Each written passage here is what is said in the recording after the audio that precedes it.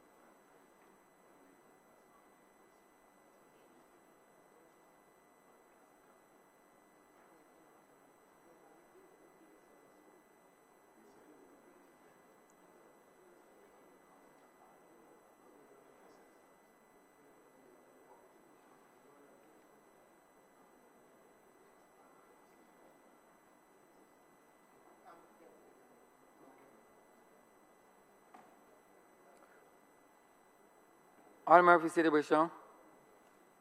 Mr. Speaker, I am commanded to lay the Health Services Communicable and Notifiable Diseases Amendment Regulations 2020. Wait, second that, sir.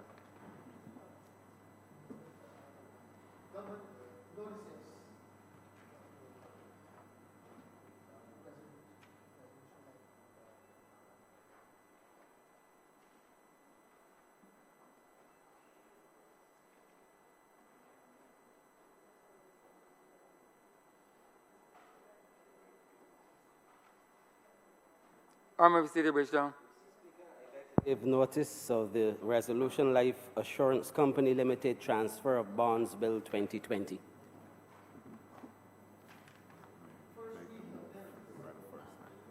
Mr. Speaker, I beg to move that the bill be read the first time. Wait, second that, sir. The question is that the aforementioned bill be read here first time. All those honorable members in favor, please say aye. Those against, please say no. We think the ayes have it.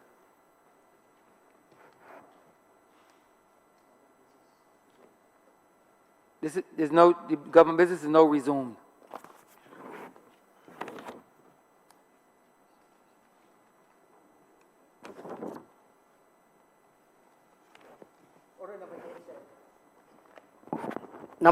Order number 8, sir. In the name of the Honorable Prime Minister, to move the second reading of the Caribbean Community Movement of Skilled Nationals Amendment Bill 2019. Honorable Prime Minister. Thank you very much, Mr. Speaker, sir. I rise for what really is a simple matter, and that is to make amendments to the Caribbean Community Movement of Skilled Nationals Act, Chapter 186A, which will bring us in line with decisions taken by the heads of government over a period of time. As you know, the revised Treaty of Chaguaramas would have established that, or would have provided for certain rights to be accorded to Caribbean nationals. The right to move capital, the right of establishment, and the right to freedom of movement for certain categories of workers. This has been at play for many years now. We are accustomed to the media workers, the creatives, the journalists, the sportsmen, persons with degrees, etc. Over the course of the years, in fact, down, I think the last one that was taken in 2007, at the last heads of government meeting that we had attended as a government in St. Vincent before losing the government, was the category of household domestics, which for some 12, 13 years we've given expression to it, although there have been some issues as to how best to establish many of these things by reason of the qualifications that we have. Nurses, teachers. In recent years, we added agricultural workers and security guards since I have certainly been at the heads of government meetings. And each country is obligated under the Caribbean Community Act to recognize that the decisions of heads of government have the force of law. What we are doing simply is bringing this in line with the decisions taken by the heads of government that will now see agricultural workers and security guards that have been certified as such by an authorized agency or competent authority being able to move under this piece of legislation and to be able to find work in any country that is signatory to the revised Treaty of Shag for the Caricom single market and single economy. As you know, Bahamas, for example, is not signatory and not a part of the single market, but from Belize in the west to Barbados in the east, from Jamaica in the north to Guyana and Suriname in the south, all of us are subscribing to the CARICOM single market and single economy. Excuse me. The bill that is before us, Mr. Speaker, defines very clearly what is meant by an agricultural worker, what is meant by an artisan. It sets out how a person can so prove that they are any of these persons, what is meant by an artist. In fact, I would recall that in the early days, there was much speculation as to who was an artist and who was not. And I think that the passage of time has shown us that this really has not been in any way abused by persons, and that we have literally given full expression to the intention of the heads of government with respect to the movement of these persons. What we have had is some difficulties in respective countries over the course of the years, but I think that in recent times there is a commitment on the part of most of us to be able to make this seamless and to give full expression to it. We have had further jurisprudential guidance in a manner that perhaps most Barbadians would not have liked to have seen with the Myrie case, but the bottom line is that the guidelines for how our borders are to be made open to these categories of persons have been given full expression by the judges of the Caribbean Court of Justice, who would have sat not as a final court of appeal of Barbados, but as a treaty interpretation court, as they are entitled to do under the revised Treaty of Chaguaramas, a court of original jurisdiction. In addition to this, we're using the opportunity just to clean up aspects of the functioning in the legislation and to define what is a community national, qualifying community, Caribbean community state, the provisional entry that is allowed also for the dependents of the person. A person who is moving under this invariably will not move without their spouse or their little children. And we make it very clear.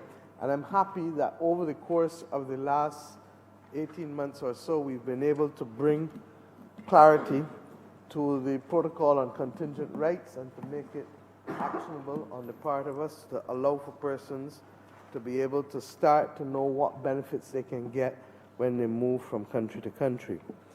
Mr. Speaker, sir, in addition, we make it absolutely clear that those provisions that would have existed before are still there, that nothing in this act shall be construed as conferring a right to enter or remain in Barbados for a person who has otherwise than in accordance with this act or where applicable the Immigration Act that may have had a deportation order made against them. So that in all things that we are doing, the reality is that the country still has the right to protect itself against persons who would have previously been the subject of a deportation order for any particular serious purpose, because people are not deported whimsically. And equally, under the treaty, the country has the right, as well as under this legislation, to take protective action where necessary to protect our borders.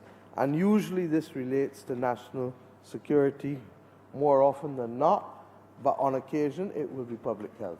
So that let us be clear that the public purpose for which we are seeking these amendments do not in any way compromise the integrity of our sovereignty or our borders, but that it simply allows us to be able to ensure that we can have great economic activity to the benefit of the people of Barbados and indeed to the people, the pockets of the people of this country and the tax coffers. I say so conscious that sometimes you have to go through an experience to learn. And regrettably, there is a period in this country's history where the phrase, ever so welcome, wait for a call, will come to characterize not the better angels of our nature, but perhaps aspects of our country's history that we would rather not remember fondly. The bottom line was that even though there may have been some who initially were attracted by that call, within a short period of time, the absence of the purchasing power of those who were renting houses, providing and working for people, and indeed spending their money in shops and supermarkets and transport and across the board came to be appreciated and understood. And persons then started to reflect on the extent to which that left a gaping hole in our pockets. It is, as I said, an unfortunate period in our history, but we need to have a full and frank conversation as to why we need, more than any other country perhaps, to be able to benefit fully from the institutional arrangements from the Caribbean community, as well as to be able to ensure that we use it as a platform for further prosperity for our people. Barbados has a trade surplus with one region in the world, and that region is the Oecs, the Eastern Caribbean states. We have a trade surplus with another country, namely Guyana.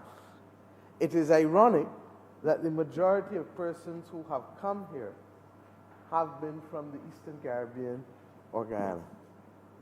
It is further ironic that when those xenophobic statements were issued from the highest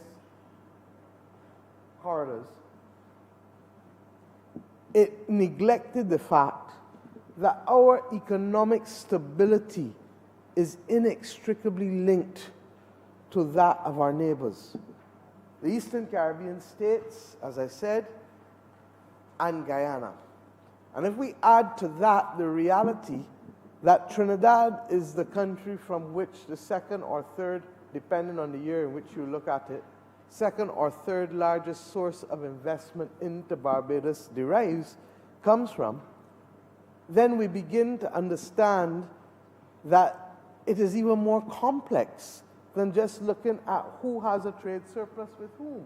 And then when we add to that, that 1 in every 5 tourists coming to Barbados, 1 in every 5 visitors coming to Barbados comes from the Caribbean community, we begin to understand why the and perhaps I do it even more so, why the political party which I lead has as one of its constitutional objectives, one of the objectives in its constitution, the pursuit of regional integration.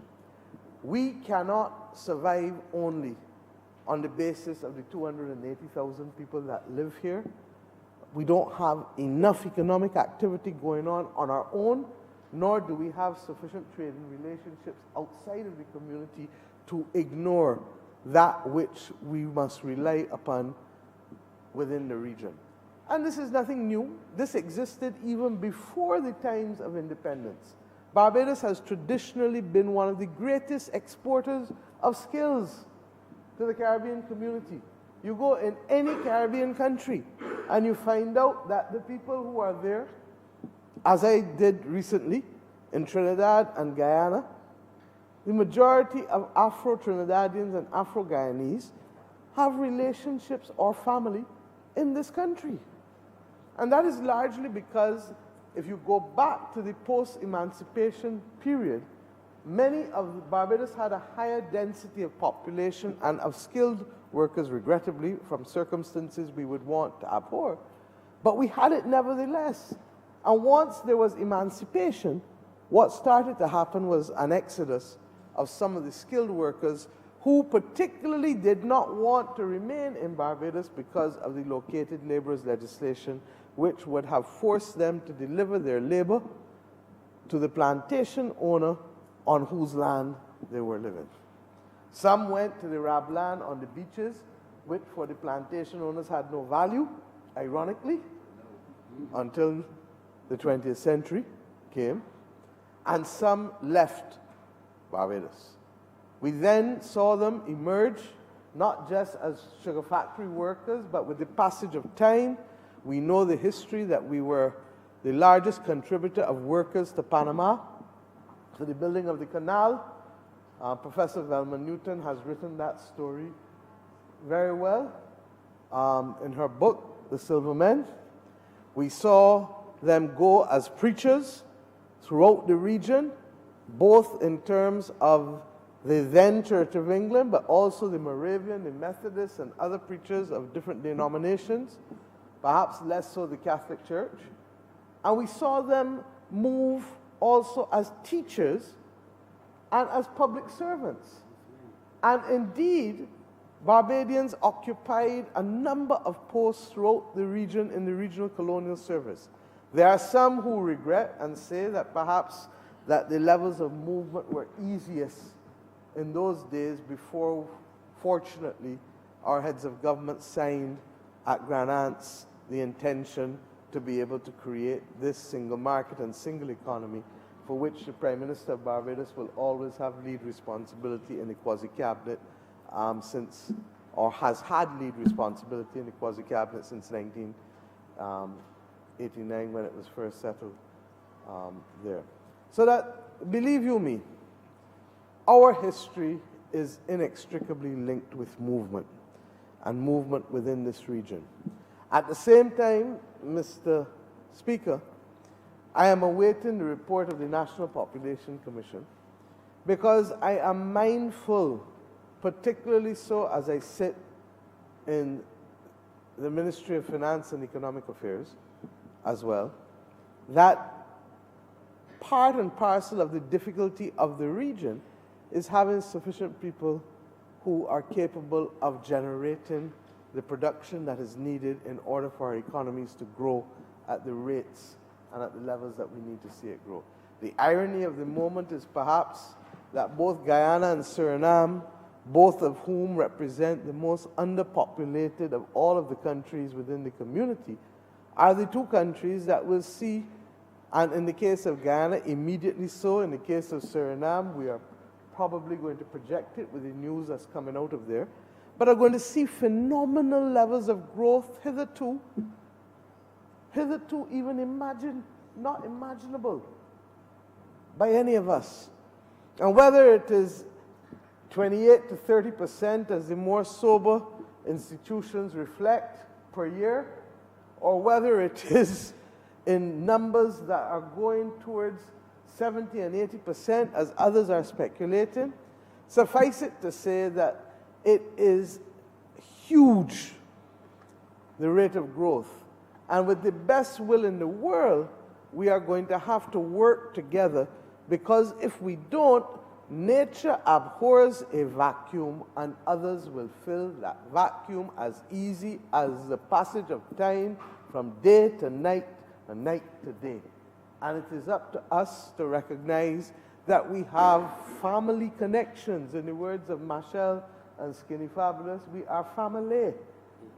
And that we have family connections that go deep within this region. There are people who I meet daily who speak with the strongest Bajan accent that you could want. And it is only when you start to talk to them that you realize that they may have come here at 2 or 3 or 4 years old. And they're from St. Vincent, or they're from St. Lucia, or they're from Grenada. You look at the name and you say, well, and you realize that that may be the case. In some instances, you can't recognize from the name. Or they're from Trinidad, or they're from Guyana. And we have, therefore, to recognize that there is great strength in unity. And that what we need to do is to build out a community that is greater than the sum total of us all. Even though we respect the fact that we are a community of sovereign nations, and that each nation has the capacity to make individual decisions on their behalf and to defend themselves ultimately in the event that we need to do so. And this piece of legislation that amends the original Chapter 186A preserves that right for us. The bottom line is that the principle or the precept upon which the revised Treaty of Chaguaramas is signed is that we will treat each other better than we treat any other person who does not belong to the grouping. A simple principle. We will treat each other better than we will treat anyone else who does not belong to the grouping. It's otherwise known as the most favored nation precept. And if we take the spirit of that, then we begin to understand that in so many things, we need first to look to each other before we look to someone else. And I made the same point when Prime Minister Rowley was here last August, when the Honourable Member for Christchurch East and the Minister of Energy in Trinidad signed a memorandum of understanding that would allow us to work together in cooperation in the areas of energy, recognizing that our brothers and sisters in Trinidad and Tobago have a century of experience in oil and gas, where we don't have anything coming close to that. So that it makes sense for us to work cooperatively in a manner where we respect each other's rights to be able to earn from that which is ours, rather than simply seeking to sign away and give someone, as the old-time people would say, from far and away, the opportunity to be able to determine how they will work with us and to the benefit of them as opposed to the benefit of us and our family within the region. So that this government is very clear. We will always protect the interests of our country, but we accept that our country is constrained in its development by the extent to which we can cooperate and build cooperatively and together with our neighbors within the region. This is our platform to the wider hemisphere, and it's our platform to the world. And we look forward to being able to do so in a manner that ultimately, as a former Prime Minister of Barbados said in Georgetown in 1986, that gives true expression to the lived reality of our people already.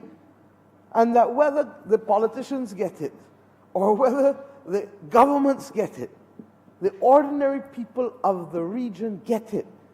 They get it in how they trade, they get it in how they talk with each other, and I mean talk in both the real sense of the word as well as in the Bajan sense of the word. How they do business, how they do almost everything, and how we travel among each other's countries.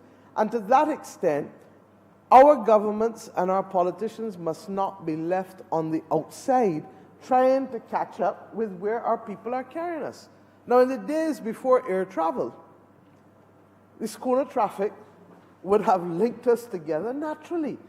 And it is only in the post-1950s period, perhaps, that we started to become, and in the post-independence period even more so, that we started to become a little more inward-looking, and that the pursuit of patriotism may have dulled to some extent the enthusiasm for the regional project. But you only need to go outside the Caribbean to know that they see all of us as one and the same, and that they treat us as one and the same. And that experience outside does wonders for people's perspective. And that is why at Speightstown the other night in the Ideas Forum, I said that if I had one wish for this country, if money was no object, that it would be to create a fund that would allow all of our children at least once between the ages of 12 and 15 to spend 8 to 10 weeks outside of Barbados, preferably in the Caribbean, but not limited to the Caribbean.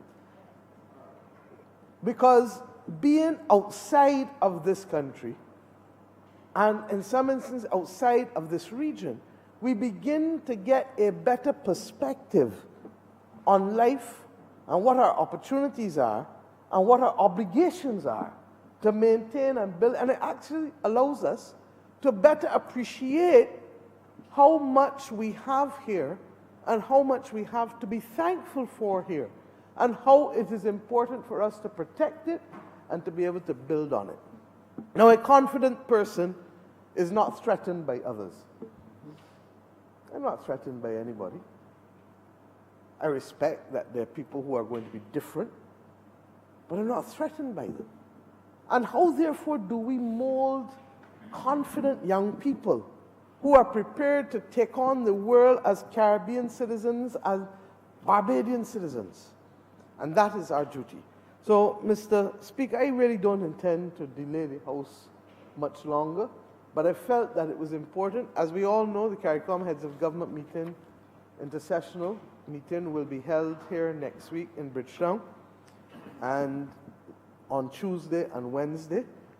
And we want to ensure that as we host our colleagues from the region, our family from the region, that we are in a position of having dotted every I and crossed every T with respect to the legal obligations at law in the Act, although the Attorney General will probably tell you that they already have the force of law, given that they are decisions of the heads of government. And therefore, today's exercise is really more about tidying up to ensure that people don't have to go through the arduous exercise of writing the heads of government, the CARICOM Secretariat, for copies of the heads of government decision, and being able, as you know, Mr. Speaker, in most matters where you have cases, the burden is really how do you prove that which you need to prove. By us putting this in the law, it makes it clear what the obligations of the state are and how we shall treat to it. I also want to make one last point. We have tried to suggest, and I'm happy that the Accreditation Council has said that they are taking up that advice. Part of the difficulty that people have had in the region is the length of time that it takes to get the certificate of recognition from the competent authorities.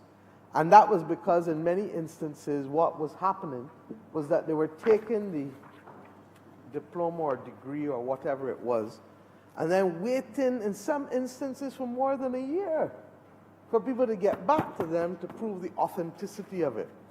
Now, we have in this legislation clarity, I think it's at section 11 of the original act, that makes it clear that a person who makes a statement knowing the statement to be false in a material particular, or recklessly makes a statement which is false, or uses a certificate knowing that the certificate has been cancelled by a government, or in any way utters or has in their possession a certificate of recognition that is fraudulently obtained or is forged, that they have committed an offense.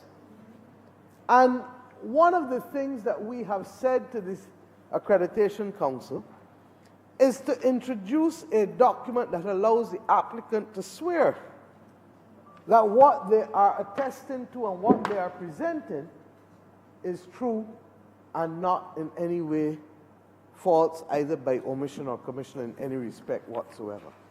And that then allows us to shift the burden of proof to the applicant so that you effectively can give a provisional status or status period.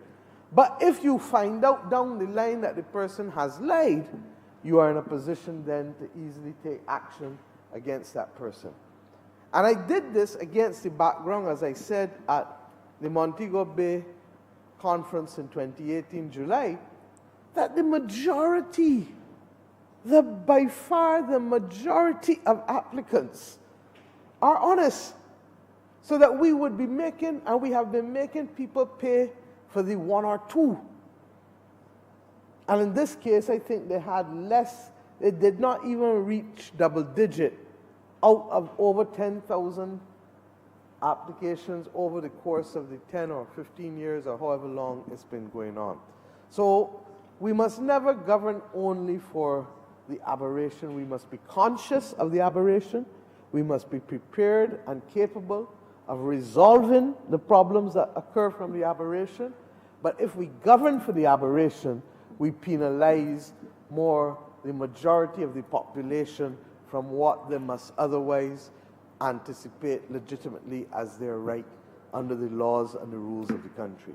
And it is against this background, therefore, that we have used a legal mechanism, the creation of the offenses previously, and the shifting of the burden of proof, and the swearing of the declaration to be able to allow us to ensure that we do not hamper or hinder the majority of the population as they seek to go about their natural business as we go forward.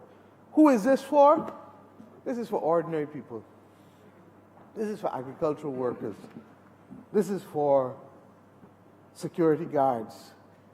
This is established in other countries of the region, and they didn't need the single market and the single economy to be able to do so, because they have the depth of pockets, they have the depth in their treasuries to be able to incur the costs of lawyers like yourself and others to be able to establish themselves in each jurisdiction.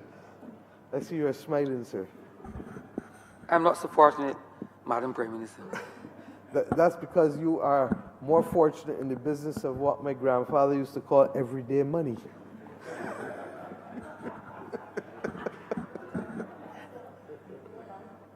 But the bottom line is that we have to be able to move forward. And we have crafted mechanisms in here that are to make ordinary people's lives easier, to make the ordinary people who are making those linkages in real terms on a daily basis believe and understand that this region is theirs and that it does not belong only to a handful who have the depth of pockets to be able to travel and to be able to establish their enterprises elsewhere. And why? Because each of us have different interests and different pursuits that we may want to go after. And what happens to a young person who hitherto to us having the potential for an oil and gas future, and they wanted to work in that industry? If this didn't exist, they would have to go through hell and hoops in order to be able to get a work permit to go and work in Trinidad and Tobago offshore, or now to go and work in Guyana offshore. We're talking about people who are interested in agriculture, who may want to be able to recognize, yes, they want to do a couple acres here, but then they decide, you know what? I believe that I have a brighter future. And why can't I go to Suriname or Guyana and take 20 acres, 40 acres, 50 acres, 100 acres? Because the one thing that they don't have a shortage of is what? Is land. But what they have a shortage of is people. And for the record, I repeat it, even though others have heard me say it over and over, that you have a country like Suriname that is larger than the Netherlands. Netherlands has a population of 17 million, Suriname struggling to hit 600,000. Guyana is the size of England, Scotland, and Wales. 65, 66 million people. Guyana struggling at 800,000. And for those who have short memories, as I said, Guyana was that country to which Barbadians, particularly in the post-emancipation period, went. And equally, Guyana was that country from which capital came, money came, to build up Barbados' industrial development in the 50s and 60s. The average Bajan drinks a Banks beer without thinking, what is the origin of Banks beer? Banks beer was essentially established in Barbados by a Guyanese entity as a beer coming out of Guyana. There are people in this country who served in this parliament, who served at the highest levels of cabinet, who taught in Guyana for many, many years.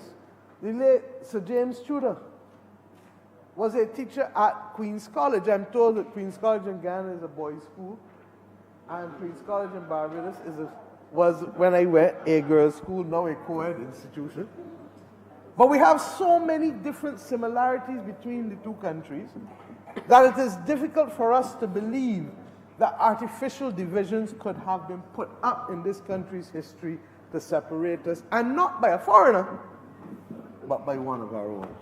So, Mr. Speaker, I am conscious that we live in a world where strange things happen and where strange views are felt and shared.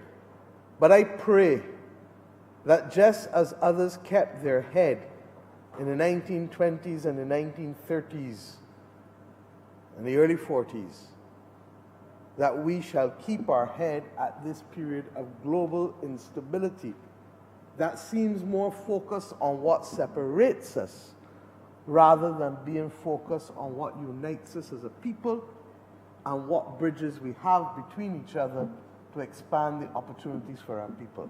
And I say so with all sincerity, because as someone who is not a historian but a student of history nevertheless, as I look across the panorama of history, I am satisfied that civilizations ultimately see their best days and their best moments when they unite people rather than seek to divide people.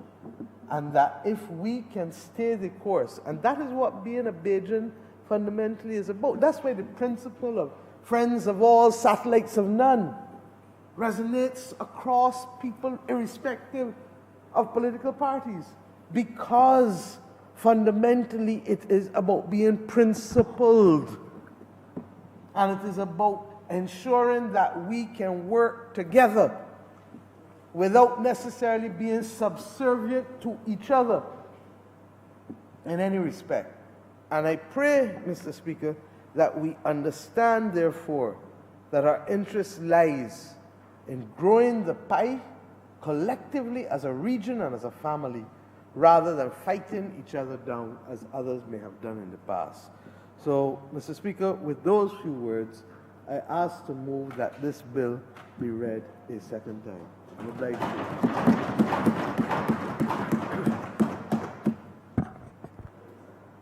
Honourable Member for St. Peter. Thank you very much, Mr. Speaker. I rise to support this amendment to the Act as indicated by the Honourable Member for St. Michael North East, who spoke to and led debate in this bill before. I want to begin by saying, Mr. Speaker, that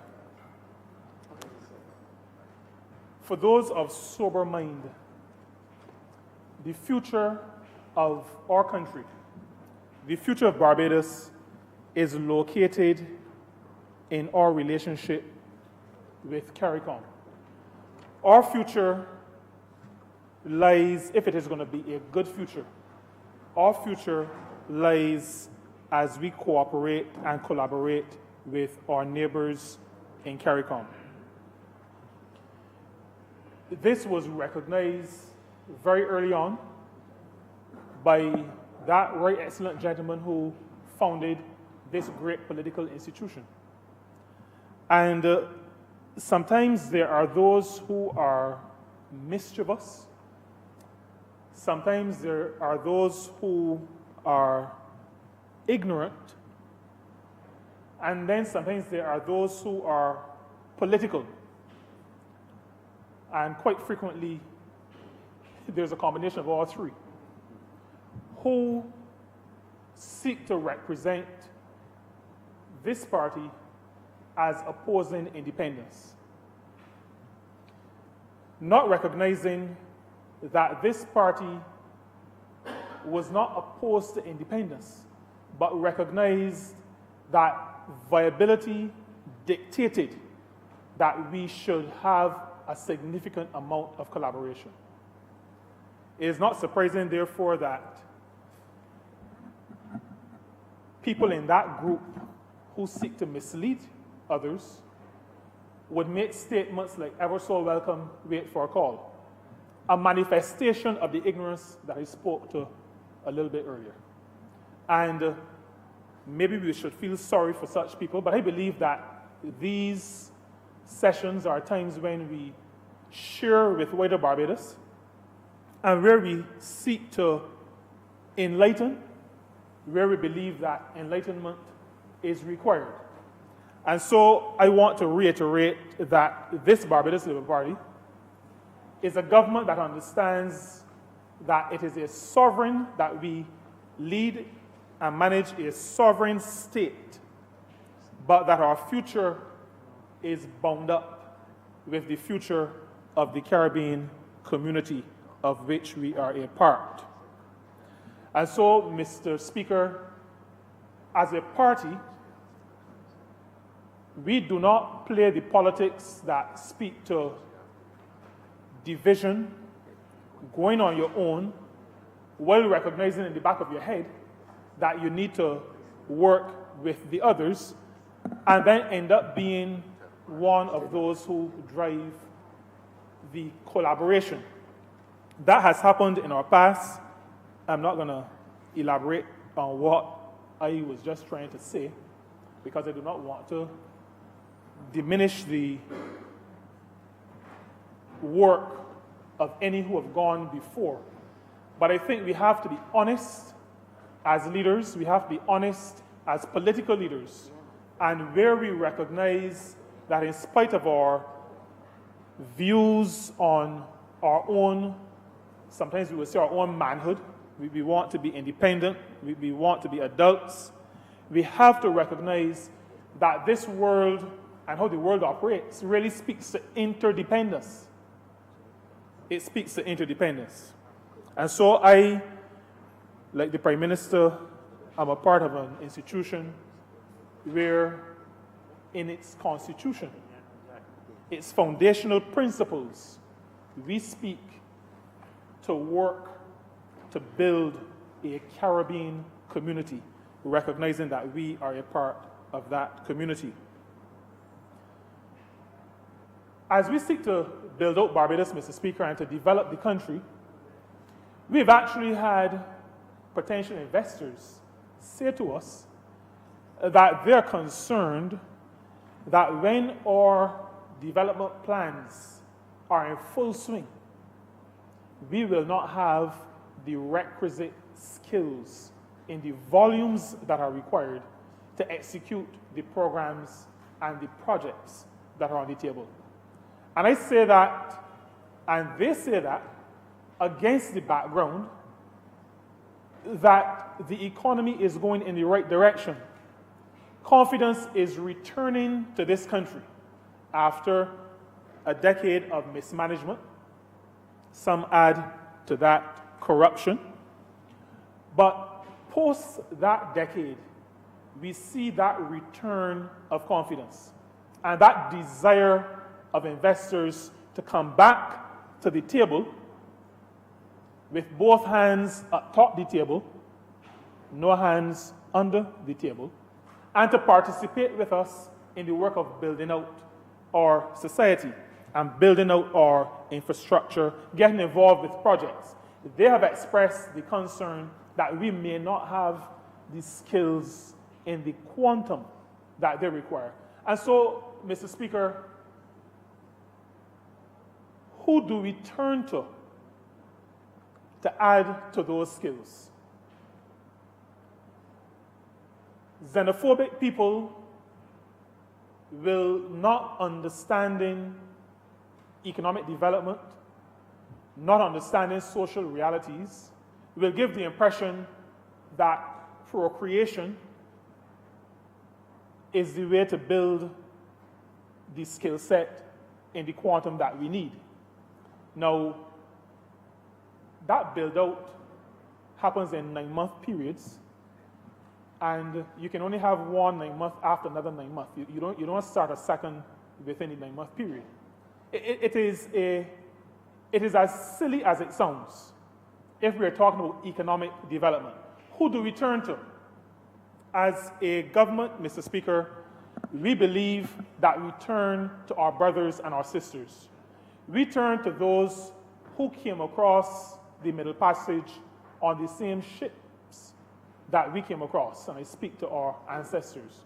We believe that those who have suffered with us, those who have struggled with us, those who have overcome with us, are the best people to partner with as we seek to build out not just our country, but as we seek to build out a region. And Mr. Speaker, I want to say to the country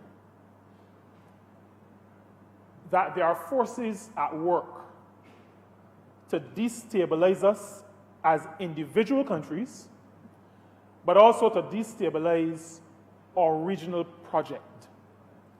And I want to admonish all Barbadians to use a term that we use in people management circles, maybe better known in use by workers' organizations, and that term is solidarity. Because, Mr. Speaker, it is only by standing together that we are going to be successful. Those of us who attend places of worship do so, Mr. Speaker, like you do at All Souls, because we've been counseled not to forsake the assembling of ourselves together. There is a certain strength that comes with working together, moving forward together. And that strength, that solidarity is going to be important if we are to succeed in the project of building our nations, but also building our region. And I want to concur with the Prime Minister, the Honourable Member for St. Michael Northeast. We will not build our individual economies. We will not build our individual countries unless we recognize that link that we have with our brothers and sisters in our neighboring islands. And for many years while I operated in the tourism industry, we recognize that outside of the United States, United Kingdom, and Canada, the Caribbean represented our next largest block of visitors to this country, but also a significant source of investment in this country. We look around us. My office as a minister is in Warrens. And when I look out onto a sign of a business that has its headquarters in Trinidad. My life insurance policy is with a company that started in the 1800s in Barbados. But when I look at the annual report, I recognize that both the largest number of shareholders, but also the largest number of shares are located in a neighboring country, no longer technically a Barbadian country. Investment into this country from our neighbors. And I want to say, Mr. Speaker, that based on what I've seen in my short life, that investment tends to be more stable and more permanent than some of the other investments that I've seen coming into this country. While all investors come looking for profit and for gain, I sense that the investment we get from our neighbors is more long-lasting, more enduring, and I believe, Mr. Speaker, that it is a result of our shared heritage, our shared history. There is something that unites us, and as a country, we must work hard to preserve that which unites us. And we have to continue working hard to ensure the strength of the regional project. And that is why I say we have, as ordinary people in this country, to recognize the forces at work and to determine not to be antagonistic, not to be telling off other countries, but as a region to hold together, to stick together, to stay together, and to face our common challenges as a united body.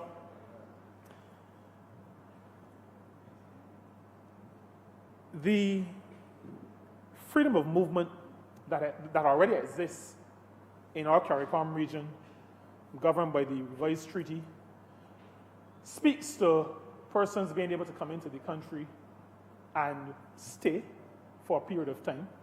But it also speaks, and this is the act that we are making some amendments to, that we seek to make some amendments to today, it speaks to the categories of persons who are able not just to, and I think this is a point that needs to be made, the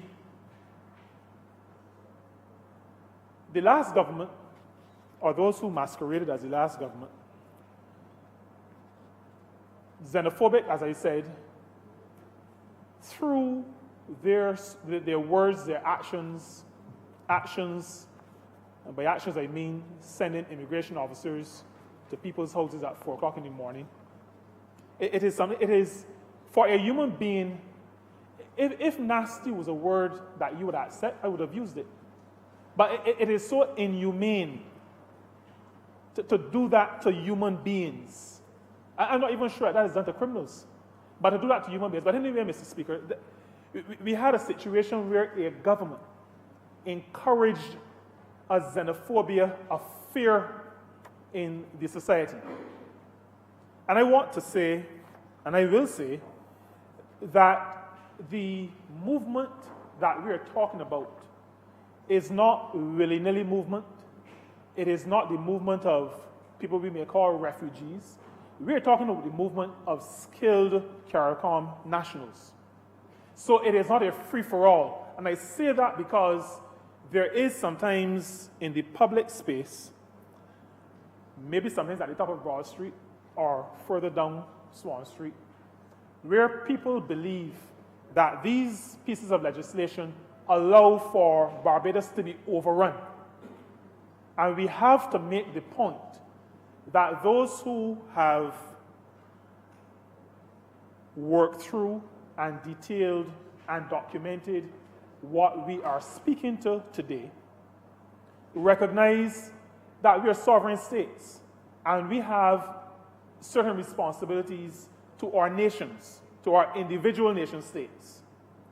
And so what we're speaking to are categories of workers who can't just come because they tell an immigration officer, I am a teacher or I'm a security officer. There has to be a demonstration of some skill and or qualification in the particular area that you claim to have the expertise in. And so when we talk about skilled nationals, we talk about persons presenting with degrees, people presenting with A-levels, if they did it at Cambridge or Cape if they did it at CXC. We're talking about people who can present with NVQs, if that is the qualification that they have.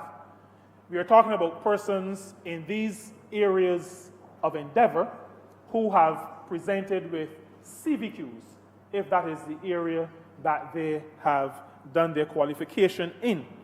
And so even, as a matter of fact, even household domestics, and I use the word even advisedly, but I understand that I live in a real world, and I know how people think. So I say even household domestics have to present the proof of their qualification in the particular area, in that particular area of endeavor. And so, Mr. Speaker, I say to the country through you that what we do in terms of encouraging movement of workers in Caricom and across Caricom is not to say that we just open the floodgates that all may go in. We believe that we have put the safeguards in place. There is, as the Honorable Prime Minister spoke to, the presumption of yes, we put the burden of proof on that, on the person who is applied, but we know from the numbers that we see that a very small number of people try to take advantage of the facility and use less than honest means or documents to enter our country.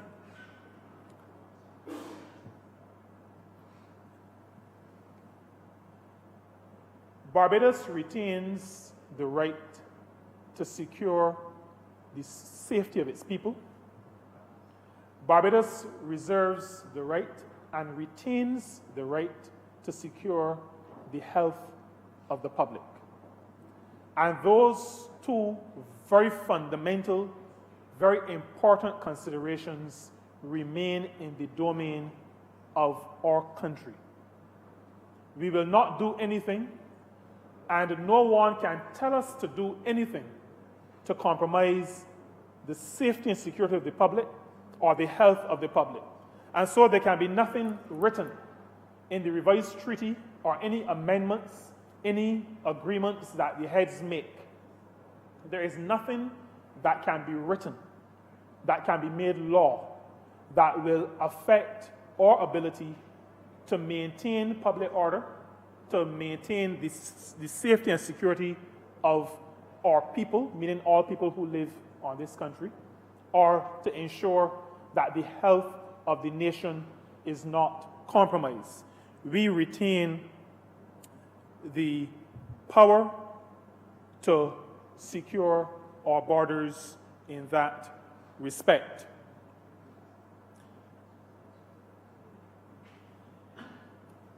Barbadians, I think, should recognize, and we need to encourage Barbadians to recognize that just as people can come into Barbados, skilled people, or people can go out. And I think, like the Prime Minister said, one of the stories that is not told as frequently as it should be told relates to the number of Barbadians who are finding work across the Eastern Caribbean. I was in a hotel in St. Lucia, only to find out, you know, when you're in these spaces, you're in a restaurant outside of Barbados and you hear a Bajan accent, your head immediately turns to where the voice is coming from. To find out that at breakfast, close to where I was sitting on that morning, the gentleman who fixes all the dryers and washers in that hotel was sitting there. Now, he does not live in St. Lucia, but he goes to service, and if there's a major breakdown, he travels and he does his work. And that, from what he said to me, is replicated across the Caribbean. There are quite a number of people. I'll say to you, Mr. Speaker, for example, I spent most of my life in tourism. The development of the Grenada Tourism Authority was done almost entirely by a team of Barbadians. A Barbadian, Senator Grant from the other place, was its first director.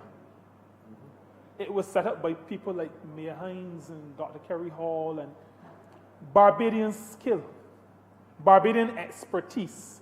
We have a lot to offer the Caribbean. We have a lot to offer the world.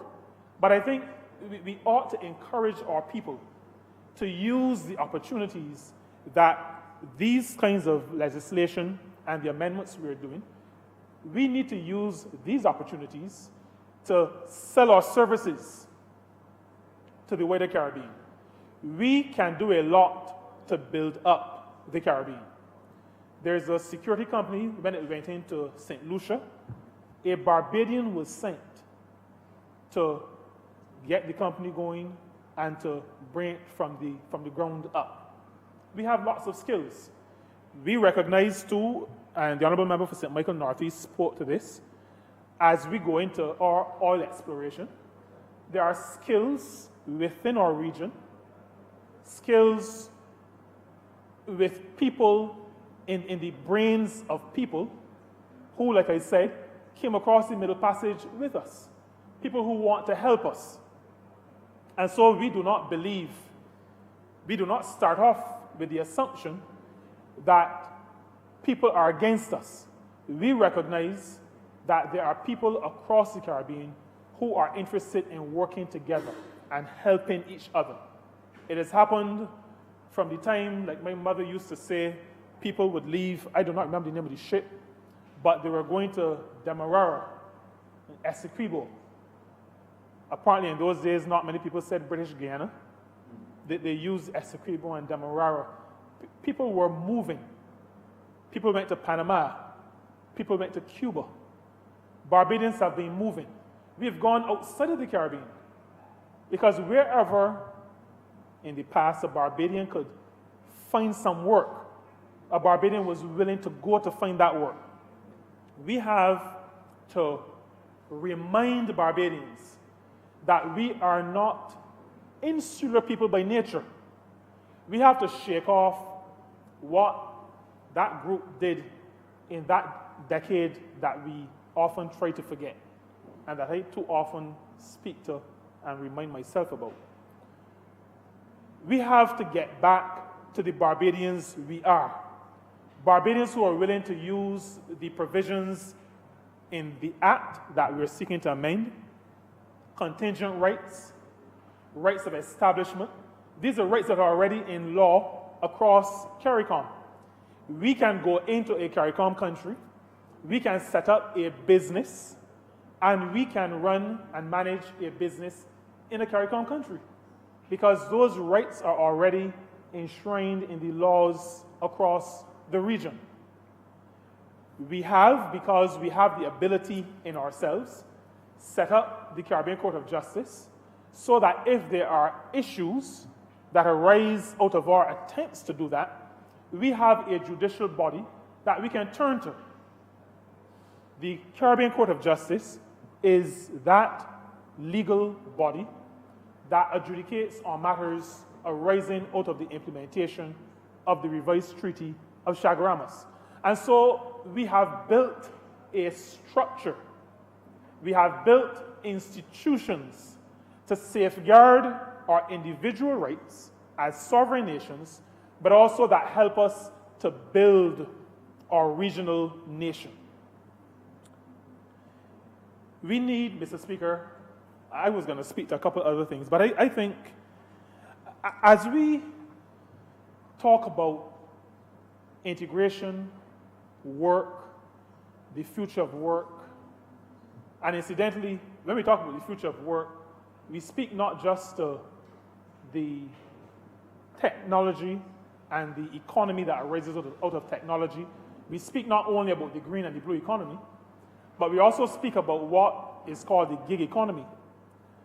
And in the gig economy, our young people, and I think many of us recognize it, our young people are no longer prepared to stay in a job for 10 and 15 and 20 and 35 years. Our young people want to go to where the opportunities are. Our young people, I think, Mr. Speaker, maybe as opposed to us, will be the ones who will take advantage of this legislation and these amendments to spread their wings, to go out, to go after the opportunities that are out there, and to earn for themselves, earn for their country, but develop our region. I want, in that regard, just to issue a little bit of a caution. The gig economy and the moving across borders to establish and to work has implications for social security.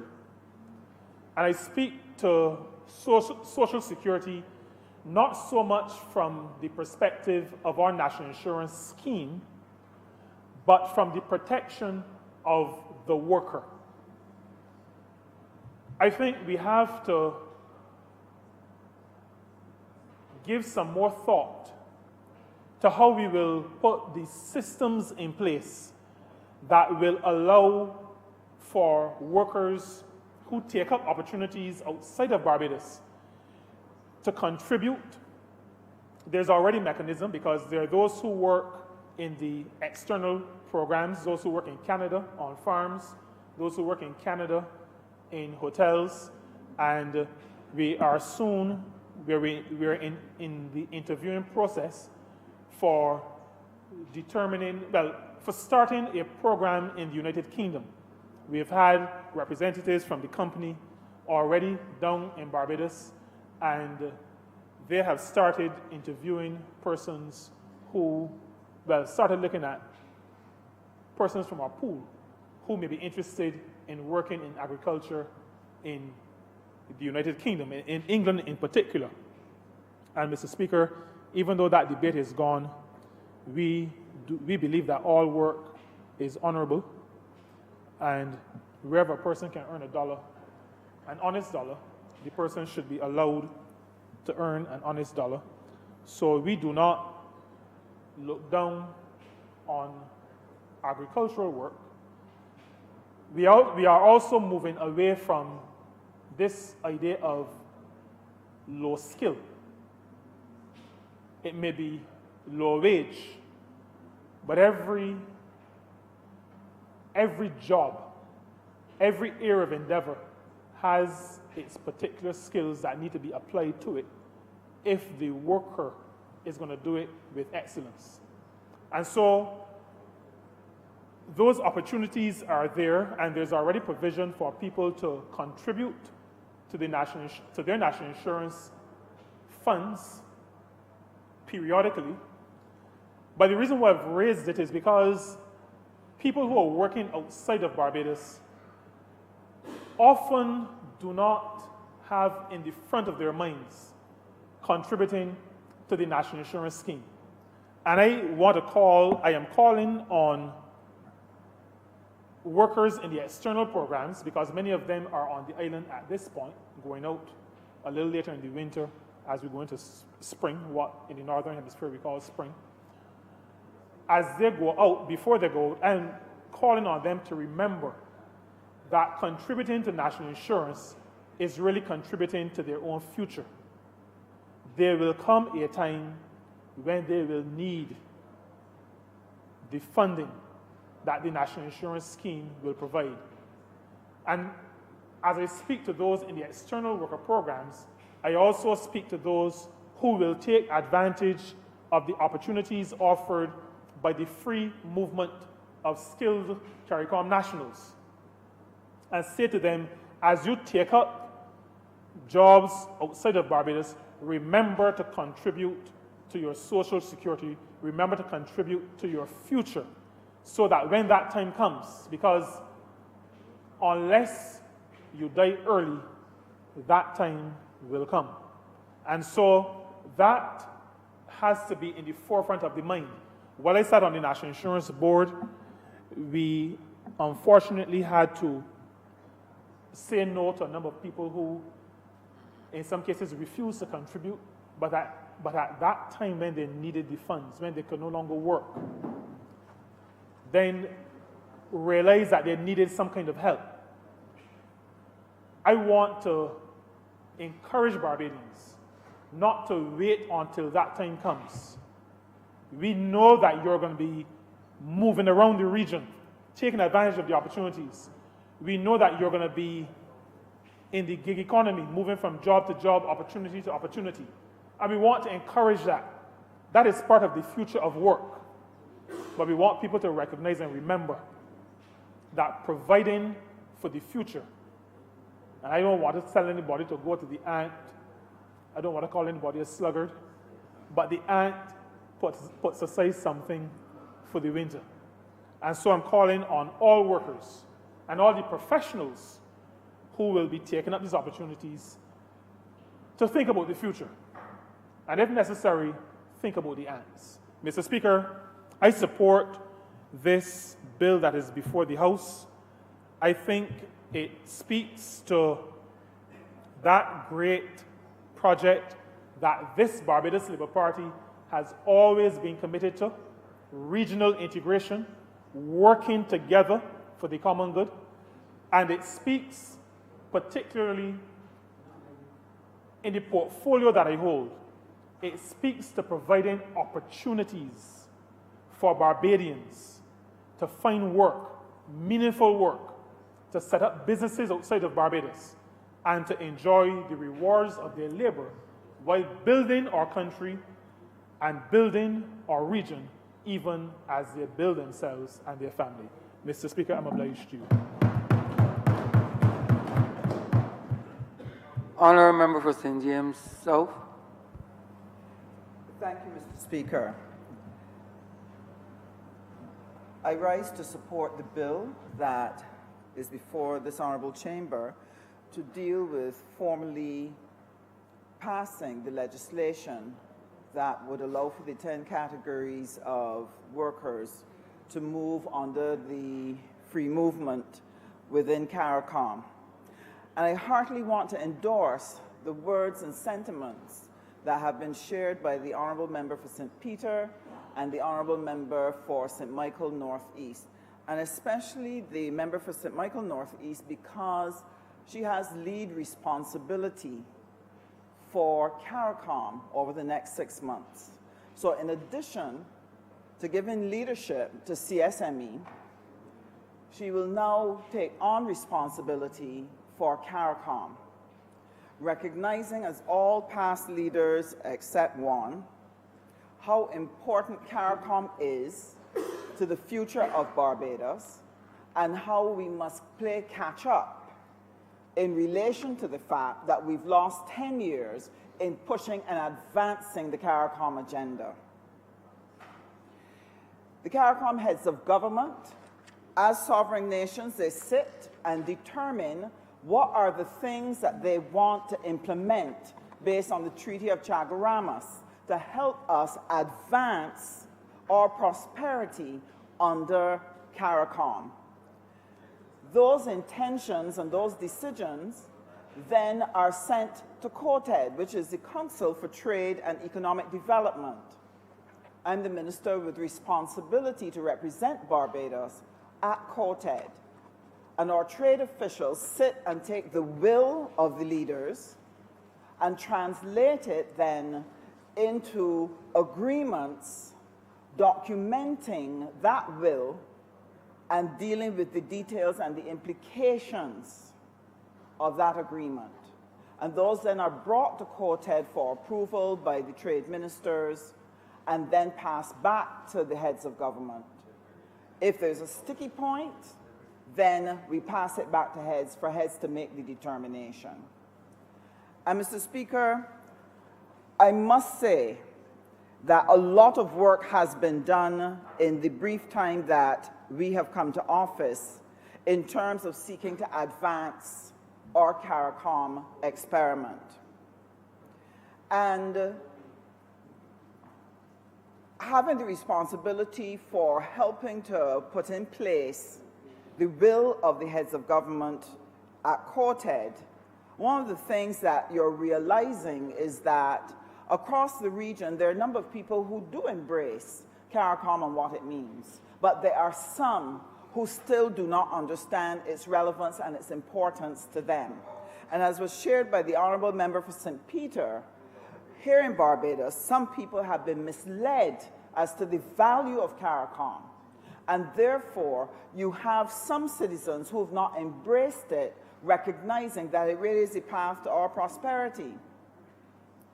Prior to the oil finds here in Caricom, our region has found itself as developing nations constantly under pressure by larger developed nations who in the various arena, whether it's the OECD, the WTO, whether it's at the UN, that very often in those multilateral organizations is often difficult for countries like ours to get the very best decisions that are in the interest of their citizens, because the will and the might and the power of larger nations will prevail because of the pressure that they can bring to bear to have their decisions carried through.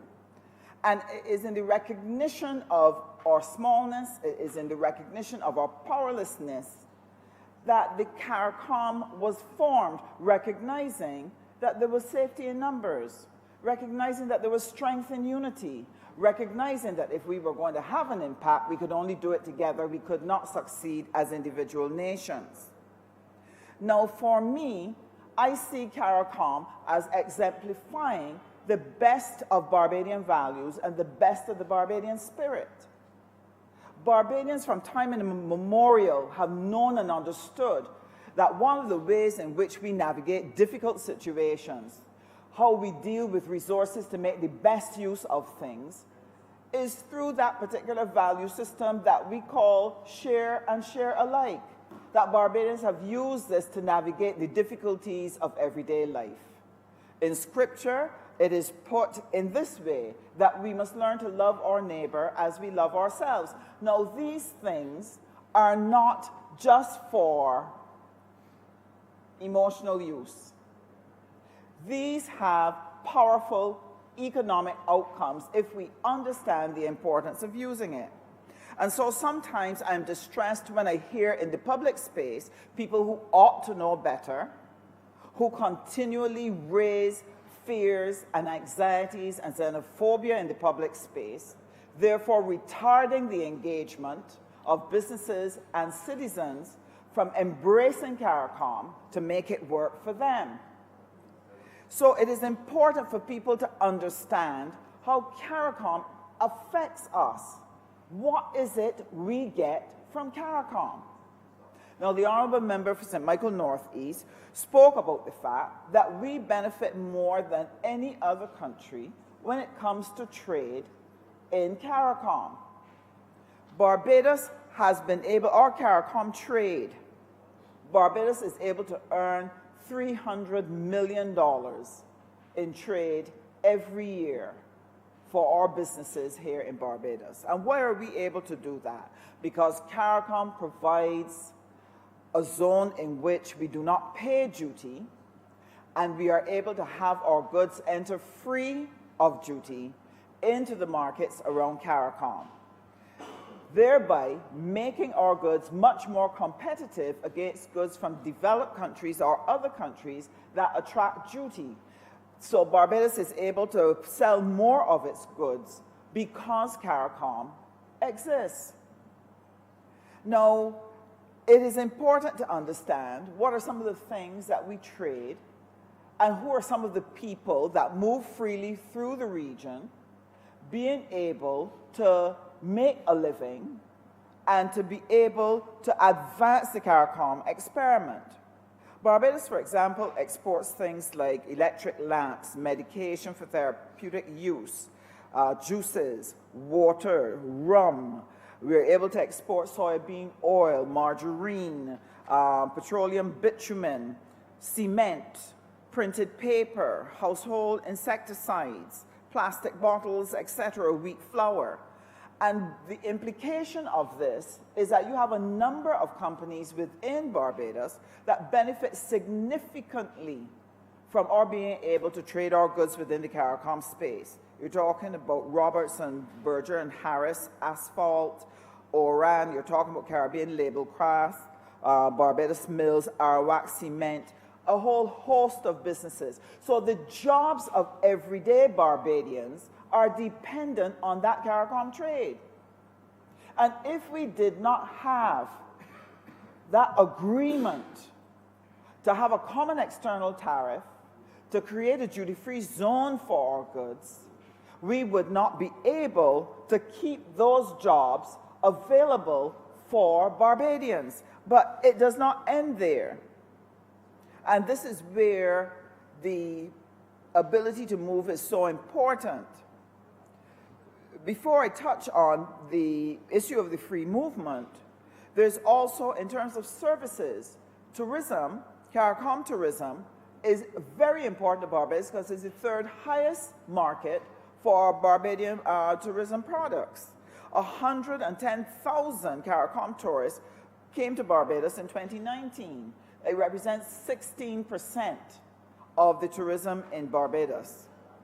We are the second highest earner of Caricom tourism because we have 6% of the tourism pie.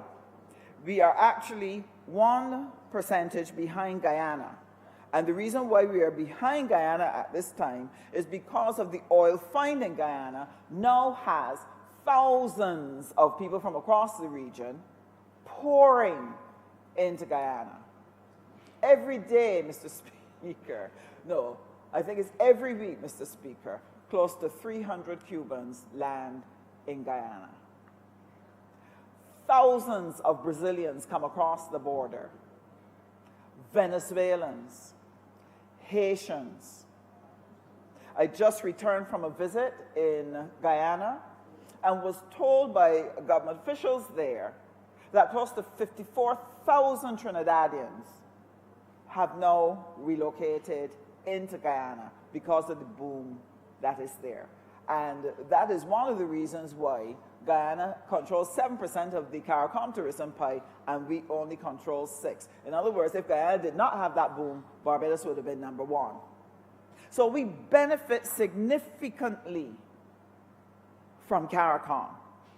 And what does that mean? That people who work in our hotels or guest houses, people who rent rooms to people coming over who have come for medical visits, etc., they come and they are here for vacation, they're here for conferences, they're here for business, they're here for shopping, they're here for education down at the university. We have thousands of students from Caricom who come here and are year-round tourists in our space. It also helps our, they also come for medical services. So the Barbadian economy, over and above the 300 million in goods, earn significantly from tourism, and then we earn also from other services. Those other services we've not been able to quantify because one of the challenges that we have in the Ministry of Foreign Trade and the Ministry of Industry and Commerce is to get the statistics that helps us to understand what is happening in our trade and services in the region. And it makes it really difficult for us to be able to plan for the sector because we don't have a sense of the volume of the numbers. But sir, every week you have Barbadians going out dealing with things like construction because there are people building up and down the region, people doing engineering, people doing management consulting, people offering medical and legal services. These are the things that Barbados has been able to benefit from. So Caricom contributes significantly to the well-being of every single Barbadian. So what is the importance then of share and share? Like, how does that come in? Why should Barbadians care about the opportunity that is given to persons from Caricom to come into the Barbadian space? And as was well stated, it is a managed migration. It's not a free-for-all. If you are going to create prosperity in the region, you cannot just have freedom of movement of goods and capital. You have to be able to get access to good labor. And if we can get all three moving, then we can begin to build the productive capacity of the region to create prosperity for everyone. And why is that prosperity important? If solutions don't have jobs and cannot make money, then they cannot buy Barbadian goods that are exported into their marketplace. So it is important to us that they do well, and therefore we must be interested in their welfare and their well-being. That's the beginning and end of it. I would have shared with the country before. I will say it again for repetition as well. If you have the Oecs, who has agreed to come into Caricom, agreed to giving duty-free access to our goods, thereby allowing our goods and Trinidadian goods to be predominant in their space, it means that they have to be prepared to give up the duty they would ordinarily charge us in order to allow the experiment to work. So the question would be, what would they get from it? Why would they give up that revenue that they urgently need to be able to support their citizens, to build their roads, to do their health care, to build their hospitals? It can only be if in that arrangement we have created space for them to benefit from Caricom. And if they cannot benefit from production and selling goods to us, it has to be that they must benefit from the free movement of people, that their people can get jobs and send money back to their countries to be able to take care of their citizens. And it is important that that occurs, because if any one of those countries fall out, Dominica when it was hit by a hurricane, Barbuda, you have Haiti that is under severe stress, political and economic stress. You are narrowing the market in which we can operate. So their best interest is our interest, and we must protect it. And we have to help the average Barbadian see that we must share and share alike, because their benefit is our benefit. And therefore, it is important that Barbadians embrace their values and be welcoming, be caring, be thoughtful in the way that others have been to us when we move to Panama, when we move to Guyana, when we go across the region, taking up big jobs. While the Oecs has very talented people, and they populate our universities, our international organizations, our Caricom organs, etc., the majority of people who move across the region from the Oecs are the persons who are the skilled workers, the lower paid persons. Barbados, on the other hand, exports highly paid skills, highly paid professional skills, whether it's in the civil service or whether it is in the private sector. And so it is important for us to embrace and make the Caricom space work. What is needed for it to work? Freedom of movement. Certainty that when you leave home, you can have access to the space, that you can be guaranteed your 6 months, your automatic 6 months, because you are a Caricom citizen. The right to establishment, to be able to come in and be able to set up a business in Caricom, in any space.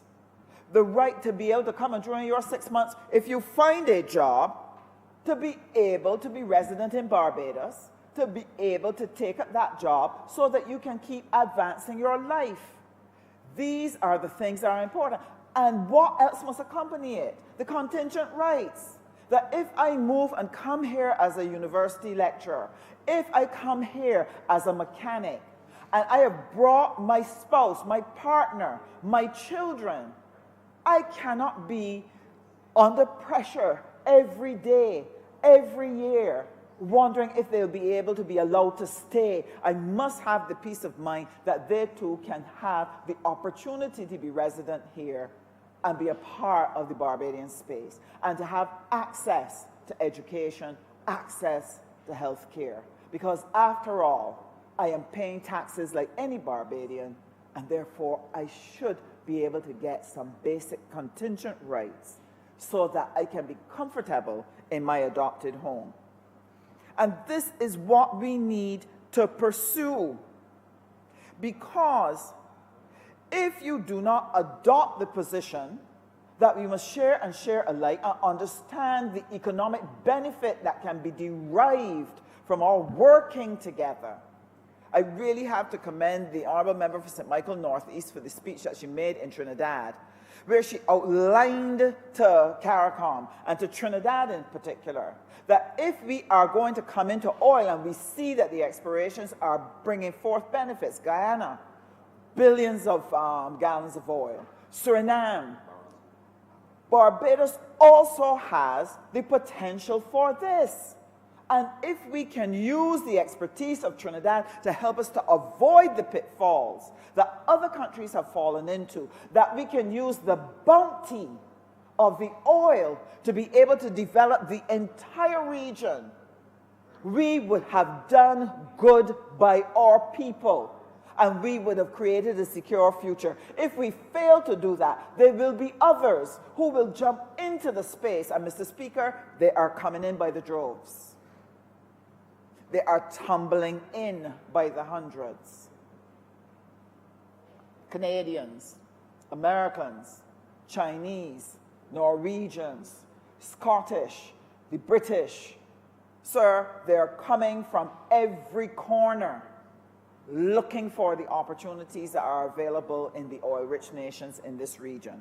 And so it is important that we work together as a region to help Guyana maximize the benefit of her oil industry and translate it into her wider economy so that the average Guyanese benefits from that bounty and that it doesn't just pass through and go out to another country and not develop Guyana. I believe strongly that this is Guyana's time. And therefore, if at no other time, this moment is a critical moment for us as Caricom to rally together, to come together and begin to shape out our regional future in order to safeguard and make sure that we benefit from what is available here. Now, sir, there's a spirit going across the world, very nationalistic, very anti-immigrant,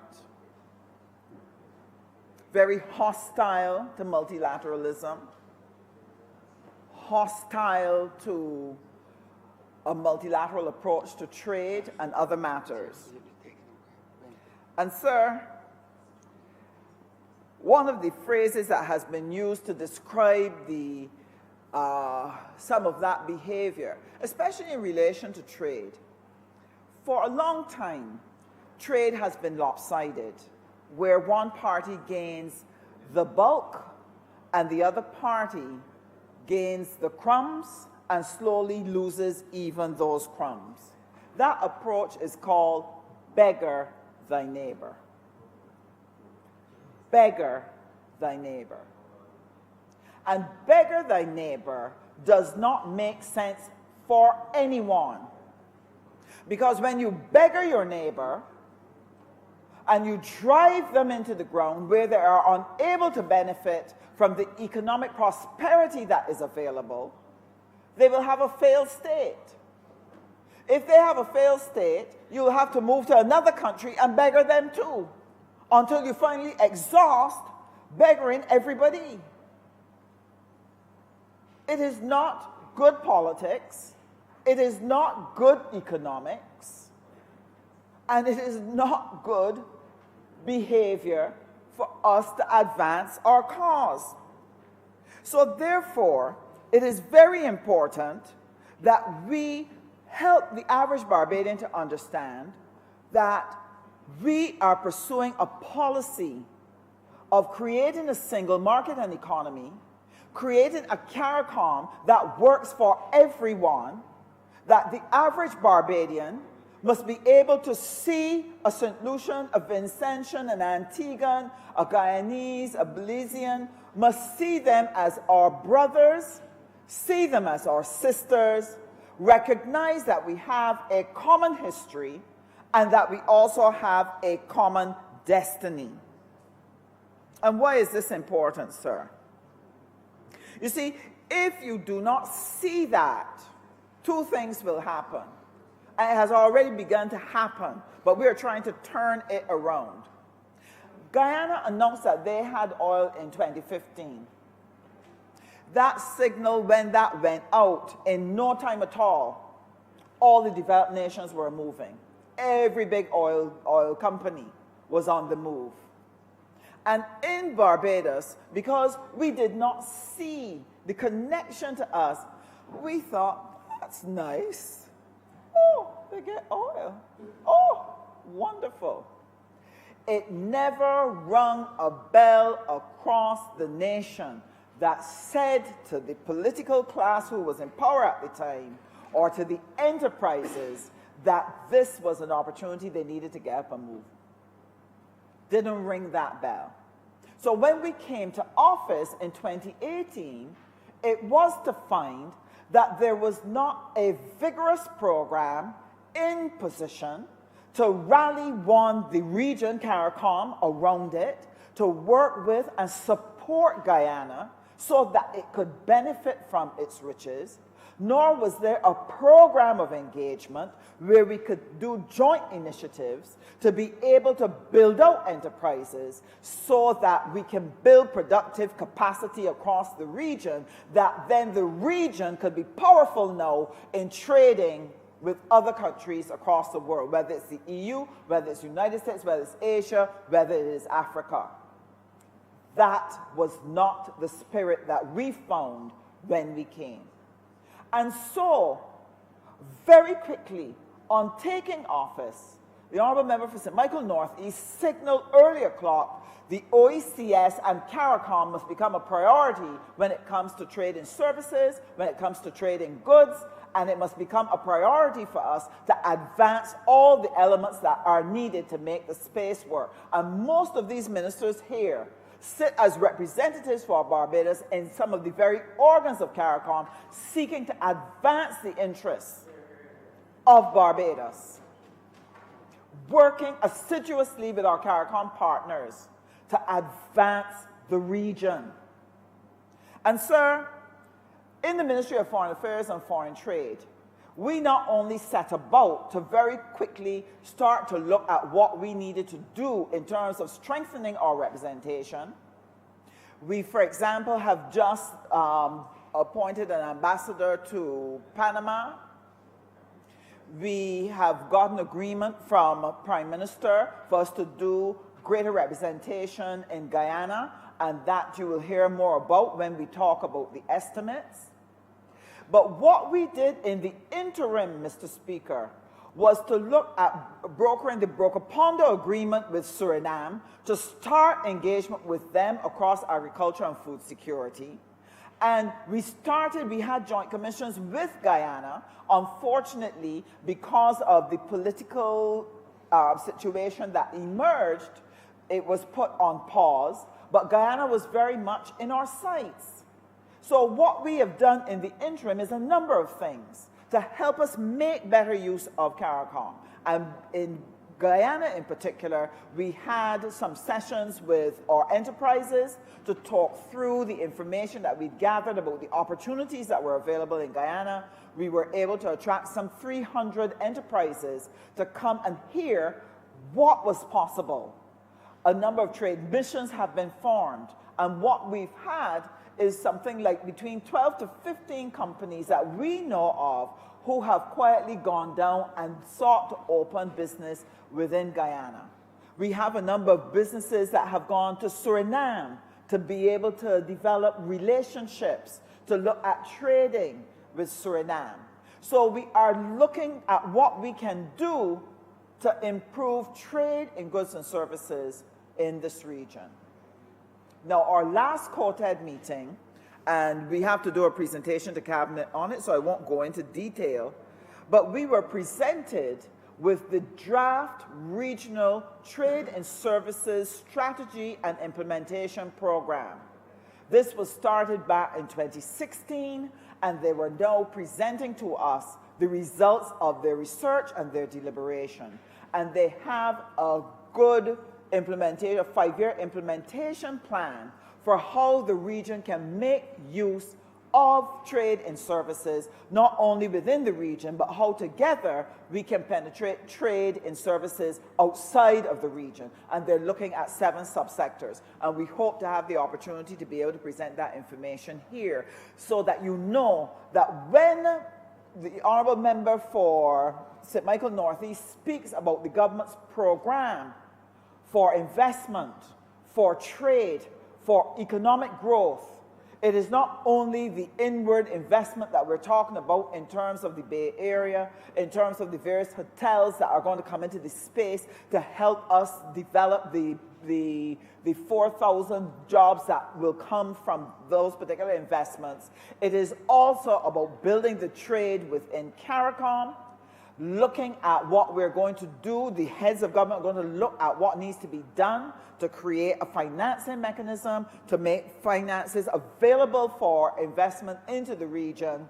And we have to mobilize our private sector now to take advantage of these things so that we can begin to effectively use the space and let the bounty that God has given this region be converted into economic prosperity for people at the top, at the middle, and more importantly, the people at the bottom, so that Caribbean citizens can dream, that our children can have a hope, that they do not have to pitch low, but they can aim high, that they can chart a path and recognize there is nothing in this world that they cannot set their sights on, pursue, and not obtain. They know they can do it because they have a country that is prosperous, that can provide them with good health care, good education, is able to give them the necessary support that they can go out and do their business and know that they have a country that is backing them and able to assist them and applauding them as they go onto the global stage and take hold of that which is theirs. Mr. Speaker, I cannot tell you how happy and honored I am to be in this moment when there is so much promise in the region.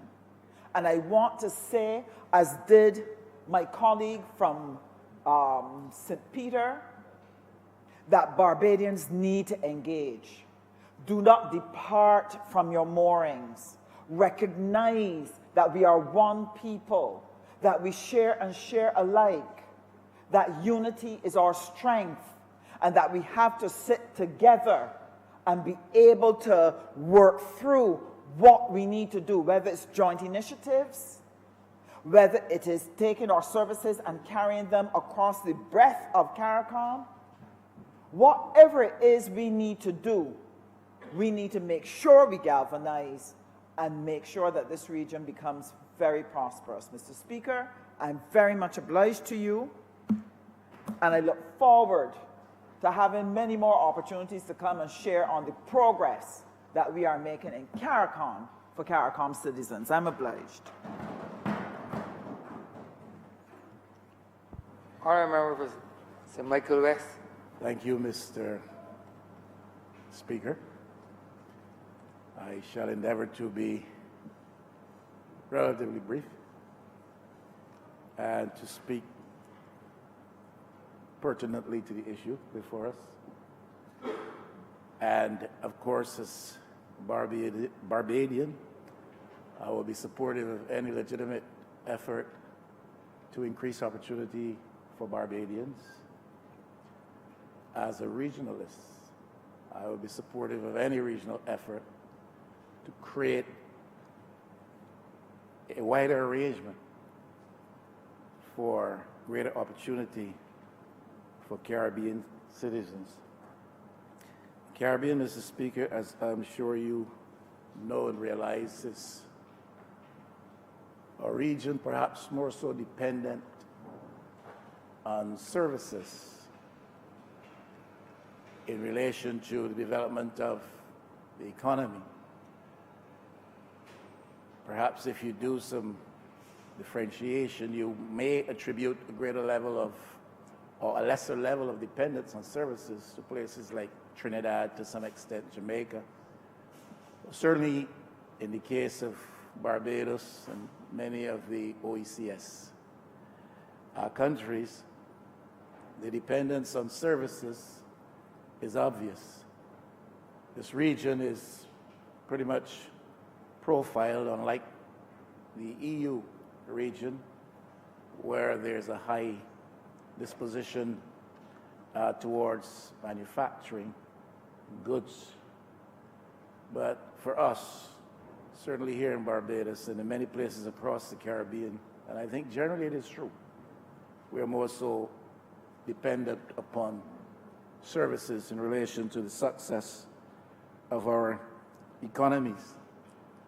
I think, having said that, I'm trying to suggest, therefore, Mr. Speaker, that when it comes to movement of persons, movement of various categories of persons, a significant consideration should be how those categories contribute to improving the services potential for the region and for individual states. I am not too sure what would have informed the decision to expand the range of persons identified for skilled movement status, but I would like to think a significant consideration would have been given to that view, that our economies, if you look at the profile, generally so depend on services, and a decision therefore as to who would be given priority in terms of freedom of movement and based on qualifications and skills, etc., would very much relate to that disposition of our region to pursue services as the primary contributor to development of our economies. I want to suggest also, Mr. Speaker, because much of the debate sometimes is informed by insular interest or thinking, because even though we espouse the virtues and value of a regional market, a regional economy, a single market space, we tend to see that from the perspective of what benefits our national situation, perhaps above all else, and perhaps sometimes to too great an extent. We therefore have to be careful and guarded against any tendency, disposition, temptation to so trumpet our own national interest, even though we do so in the context of a regional effort, that we lose sight of the greater and larger vision and goal. And that is that if we are, as individual states, to be in a position to face the global context in which we now live and the dynamics that operate in the global environment, especially with respect to trade and so forth, we have got to understand that we can't make it alone, and our best chance is that we are part of a regional bloc. And therefore, anything that we subscribe to as a sovereign state in that context should be such that regionally the economies of the Caribbean, this Caribbean single market economic space, is so developed as to better platform each of us and all of us together to face the global dynamics operating around us. The focus, therefore, must be on regional development, because Trinidad, I think, is discovering now, and forgive me for saying so, Mr. Speaker, if it is offensive to any, but Trinidad is discovering now that it doesn't matter what industrial base you may have, what your experience has been, what your mineral resources are, you can't go it alone. And they're recognizing that in the global space of today, they are severely constrained and being significantly and negatively so impacted by what is going on.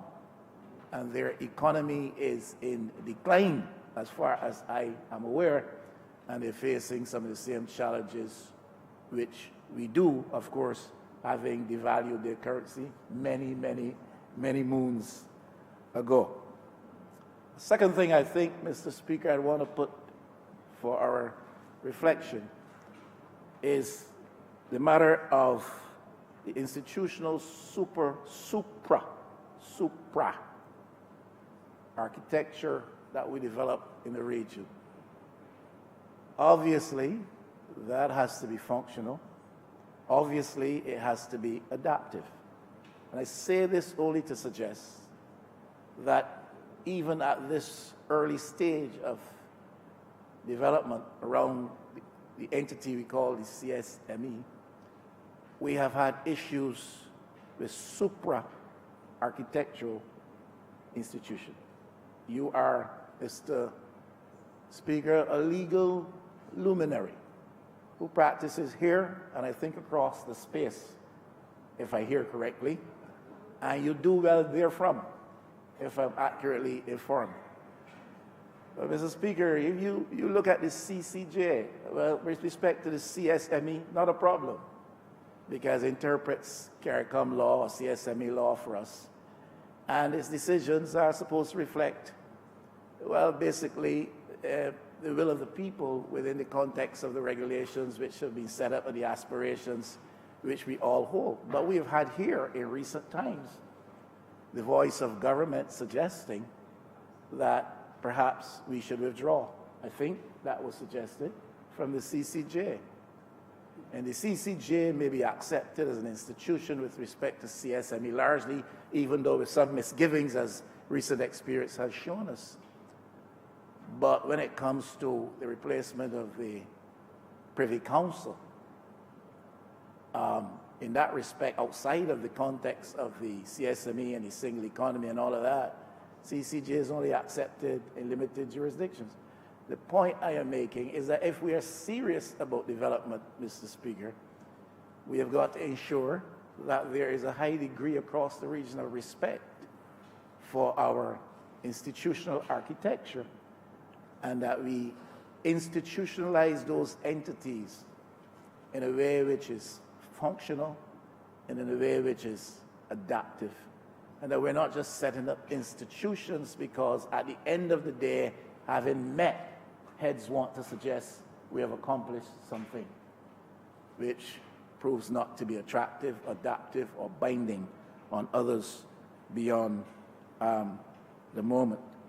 Because too often there's agreement at the macro level, but then we do not see the compliance in local law, as I am sure you are aware.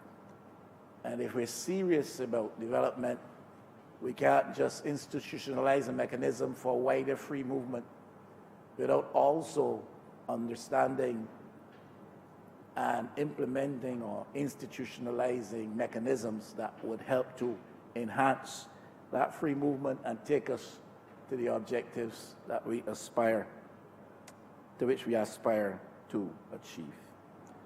The administrative infrastructure is also a critical consideration. We talk a lot about the ease of doing business. One of the big reforms touted by this administration here at home is that we want to treat to the ease of doing business because we have lagged far behind the world for too long in this regard. And the region, in some respects, has lagged far behind other regions of the world in this regard.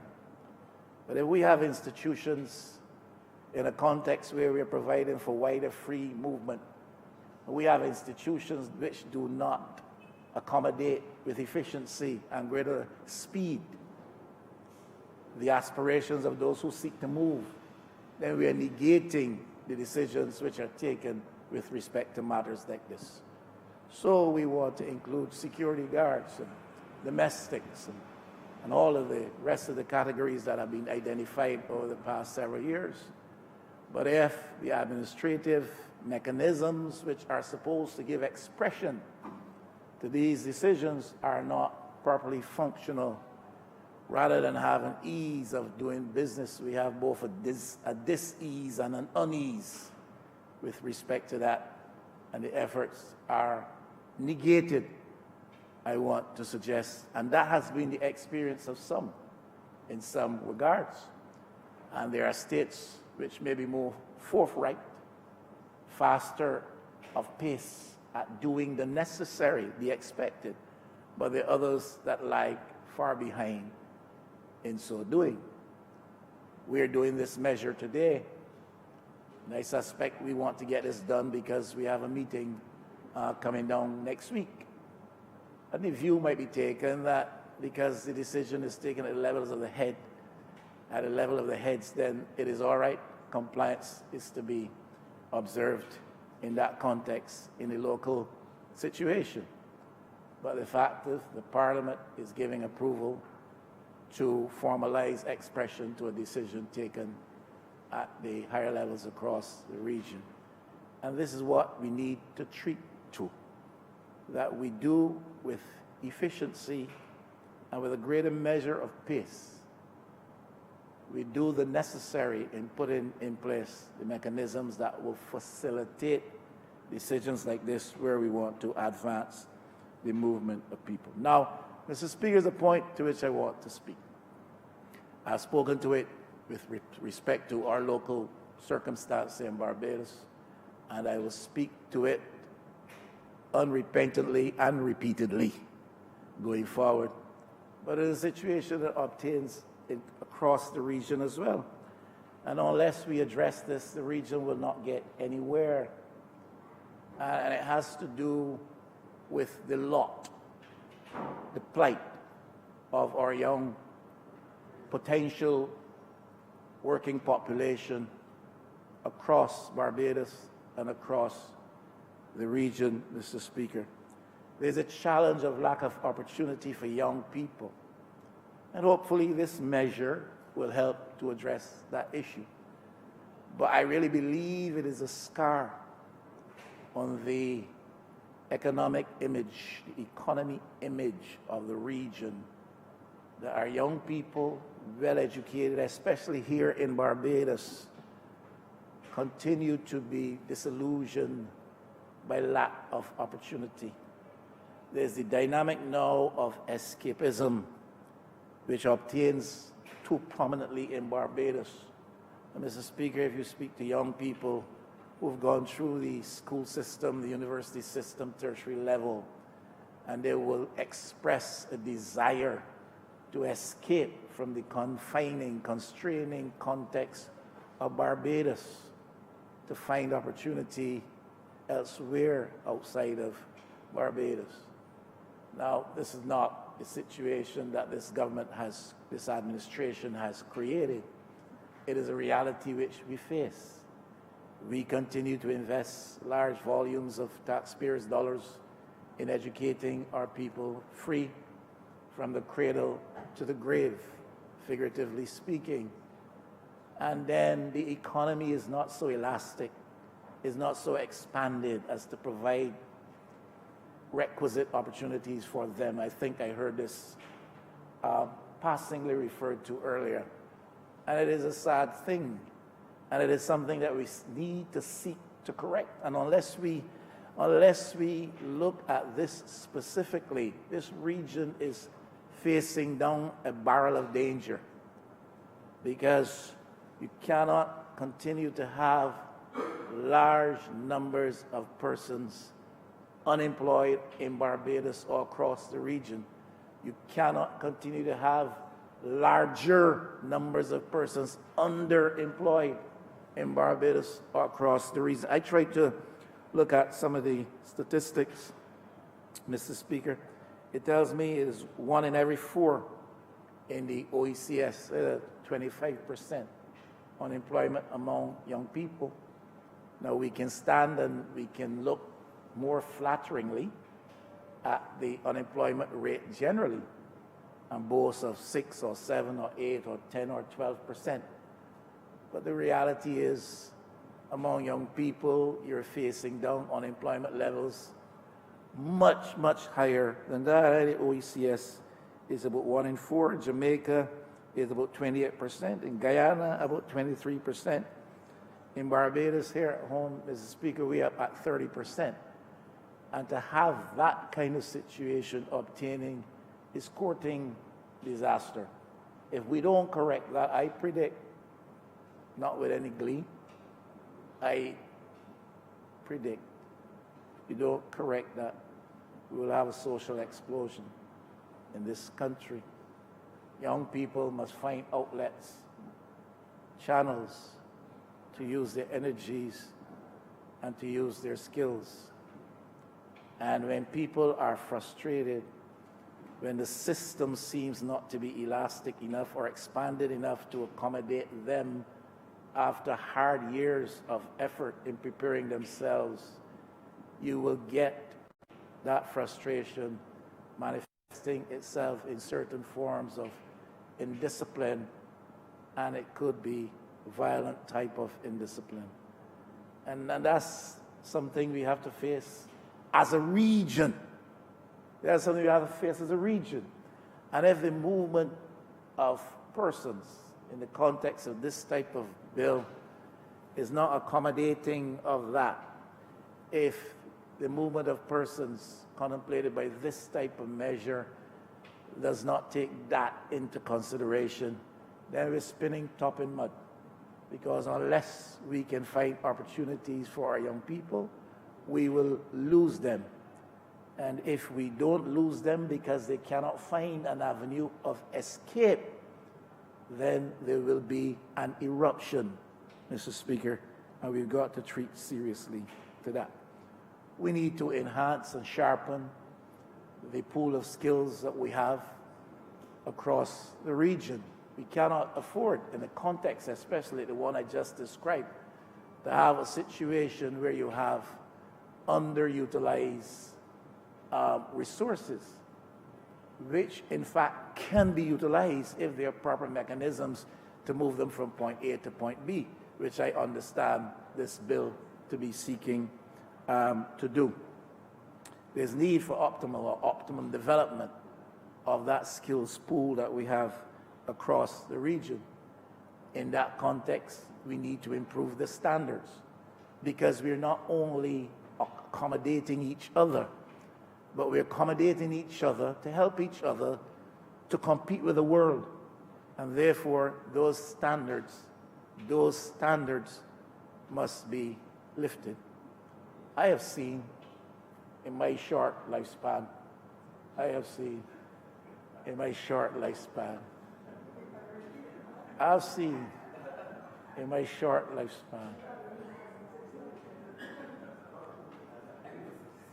yes, I've seen in my short lifespan a situation where thousands of people brought together in one space for lunch are served and accommodated within an hour and 15 minutes.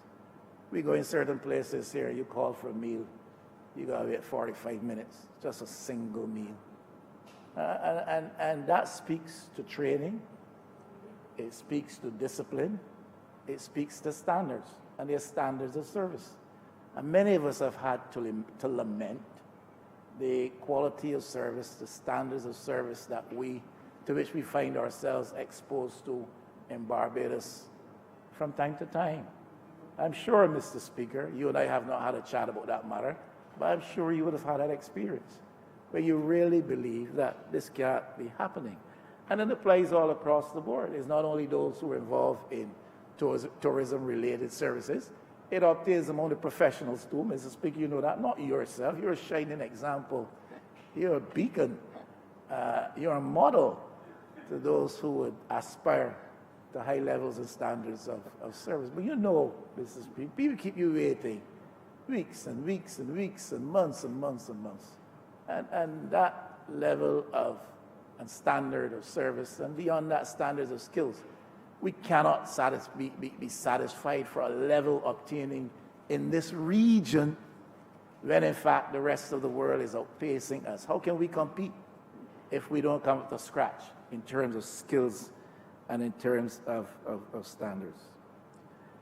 There's another impediment that I think is worthy of consideration in this context. Is one of the things that prevents intra-regional development, in my view. And it has to do with the disparity in alien landholding legislation existing across the Caribbean.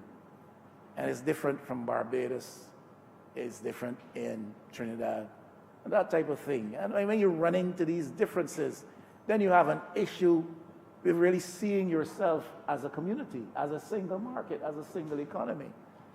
Now, we are so postured in Barbados and in this region that it would seem to me that when it comes to alien land holdings, we are more open to, more accommodating of those who come from outside of the region. So they come here and they can buy up any amount of land anywhere, irrespective of the level of investment. I really strongly oppose that, Mr. Speaker. I don't think that with the small space of Barbados, with the limited land ownership opportunity that exists in Barbados, we should be having people who live in North America or Europe having any vacation home down here. I honestly don't think so. And there may be those who are offended at that.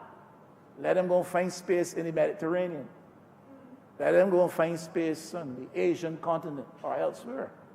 But in the small space of the Caribbean context, if a man is coming to invest in Barbados and create an opportunity for hundreds of Barbadians, scores of Barbadians, thousands of Barbadians by that investment, and there's need for ownership of land over time, I'm all for that. I'm all for that. That's development for Barbados. But if you're coming for a vacation home, All members of St. James North. I was given the honorable leader of the opposition, and I was wondering in my mind whether I should object. Point of order, sir. That Barbados, as the honorable leader ought to know because he was a member of the cabinet, has signed certain agreements at international level, World Trade Organization and other organizations, that you cannot discriminate against, well, I think he used the word foreigners, when it comes to ownership, sir, of land. And that's why we have never had Alien Land Holdings Act. And to the best of my knowledge, sir, but I speak subject to correction, that those countries in the Caribbean that did have, like St. Vincent, no longer have. But they had to dismantle it, sir, because of international agreements that we are all bound by. Now, we are law-abiding government, sir. So, I mean, sir, we comply. And as I said, the leader of the opposition ought to know that because he was a member of a cabinet that reduced the rate of property transfer tax for non-Barbadians who bought land.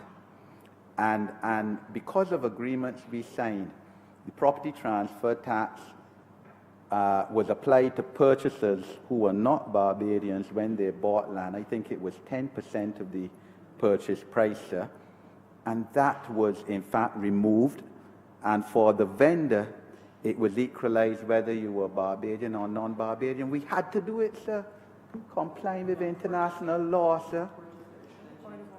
The purchaser was changed to the vendor, sir. So I don't want the records of Parliament to be corrupted, sir, by something that you know, we are bound or were bound by international treaty to do, and to now come and talk about we should stop people coming and buying land because they aren't Barbadians, sir. Mr. Speaker, Honourable. I thank the Honourable Member St. James for that interjection. He said that I didn't know, and I want to suggest that I still don't know. I still do not know, because I do not know that we're bound by any agreement that makes it mandatory, that we allow the purchase of land here in Barbados for any purpose. I am not talking about for investment and developmental purposes, Mr. Speaker. And if I am wrong, I stand to be corrected, but I am not going to take the word of the honourable member for St. James North on that. And I hope he understands clearly what I have been trying to say. I am not talking about people who are looking to invest. I am not talking about aspects of development. I am talking about a situation where people are looking for a beach spot in some sunny paradise, and we are disposed to give that to them without reference to our own developmental needs. That's what I'm talking about. And I will research that further. But I certainly am not taking the word of the honourable member for St. James North on that. I don't know if you are so seized of that matter as he is, because you are a part of the legal profession in Barbados as well. But the point I am making here is that the differences that are obtained across the Caribbean with respect to landholding rights, that is one of the things that will impede our efforts to really create a single economic space and to really give full expression to this matter of freedom of movement for people, Mr. Speaker. And if I'm wrong on this, the honourable member St. James North can also correct me, because I believe that there needs to be better harmonization of company laws and regulatory frameworks across the Caribbean. You yourself can correct me if I'm wrong on this as well. In Barbados recently, we changed the tax laws relative to companies in Barbados. And in fact, in so doing, I think we undercut, willingly or unwillingly, many of the countries of the Oecs by introducing a lower corporation tax rate. That sets us clearly in competition against them to their disadvantage. And all I'm saying is, if you're talking genuinely about creating a single market and a single economic space, then we have got to consider these things. How do our corporate tax laws, how does our corporate regulatory framework fit in with what obtains across the region? You see, if the insular thinking drives us more so than anything else, then we operate to the detriment of what we call the region. And that is the platform upon which we as an entity, a state entity here in Barbados, will find survival and success. Without that platform of the regional economy, we will face the battering winds of global forces, and they will drive us into the ground. If we are going to be regional, we must be regional indeed. And so we did. Corporate tax laws and the regulatory framework with reference to operation of companies. Investment incentives, Mr. Speaker. We got all kinds of oddities prevailing across the Caribbean. So you got citizenship by investment. And in some states, depending on how much money you invest, you can get immigrant status. You understand? And in some countries, the passport is for sale. Now, I'm not saying here, I'm not taking a position on today, I'm saying these things. I'm not saying that. I'm just saying that these differences obtained, Mr. Speaker, in the same economic, in the same market space that we're trying to build up. So Dominica would give you citizenship by investment, and the government would make tons of money and millions of dollars, and therefore... On a point of order, the honourable member is misleading the House, and it is not unheard of to have different states in a community to have different regimes. I'll give you a simple example that the world knows of. There's a place called the United States of America, and there's a place called Delaware within the United States of America. And Delaware has no corporation tax. But it doesn't mean that New York or Alaska or Washington or whatever doesn't have a corporation tax.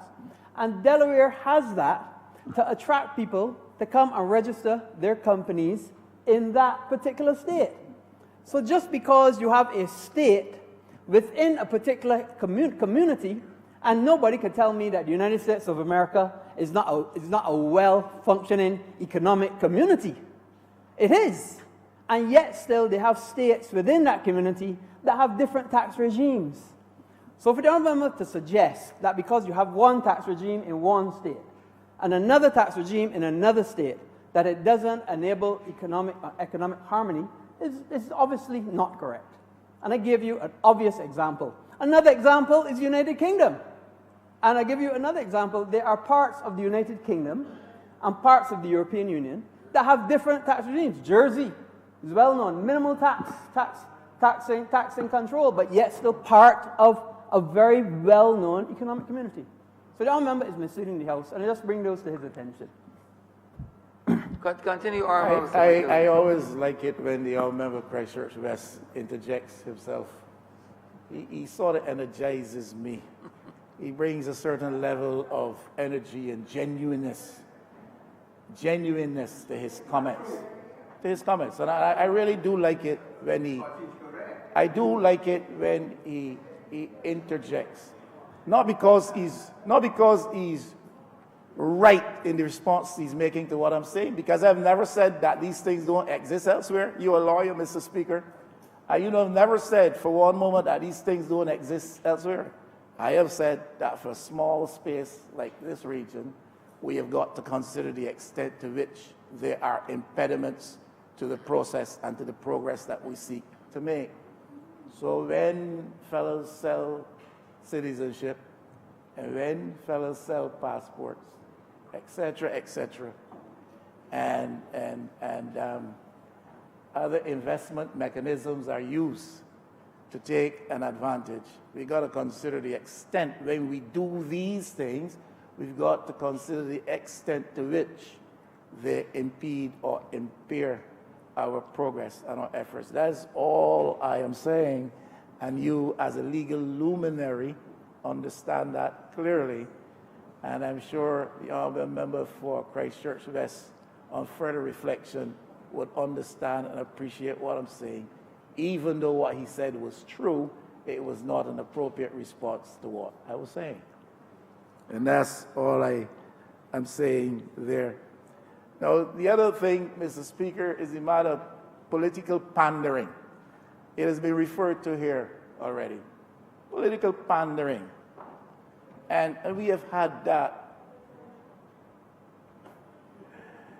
You see, Mr. Speaker, that is where they often go wrong, because before I'm finished saying what I'm saying, they're ready to harass me. Political pandering. It has already been referred to here. It has already been referred to here this afternoon. It's been referred to by the Honourable Prime Minister. It was referred to by the Honourable Member for St. Peter, and we know we can accept every word that falls from his lips. And he said to us that the former Prime Minister, well, not a former Prime Minister, memorialized this comment, ever so welcome, wait for a call. Politicians do that when they are pandering to a certain element, when they are playing to a certain sentiment. And the honourable member for St. Peter spoke about the xenophobia that sometimes exists among the Barbadian populace, and that has been true in recent times. I had an official out of Guyana say to me recently that they have to be very careful to ensure that Guyanese do not, in reaction to what they experienced in Barbados in former years, develop the kind of attitude towards Barbadians now in their period of potential prosperity, such that Barbadians are made to feel unwelcome and that they take offense because of the presence of Barbadians in Guyana. And that's all I'm saying. So this playing to the crowd, this playing to certain darker sentiments existing in the soul of the populace is a path that certain politicians take. Now, when you do that, and you tell people, well, if they come, they will take away your jobs. And if they come, they will undercut your wages, because when the Guyanese were here, they were willing to accept anything to work as laborers in construction or in agriculture. They were willing to accept undercutting wages. That's what was advocated. And they take away your jobs. It was said that there were other things that they would take away too, but that's not for me to speak on.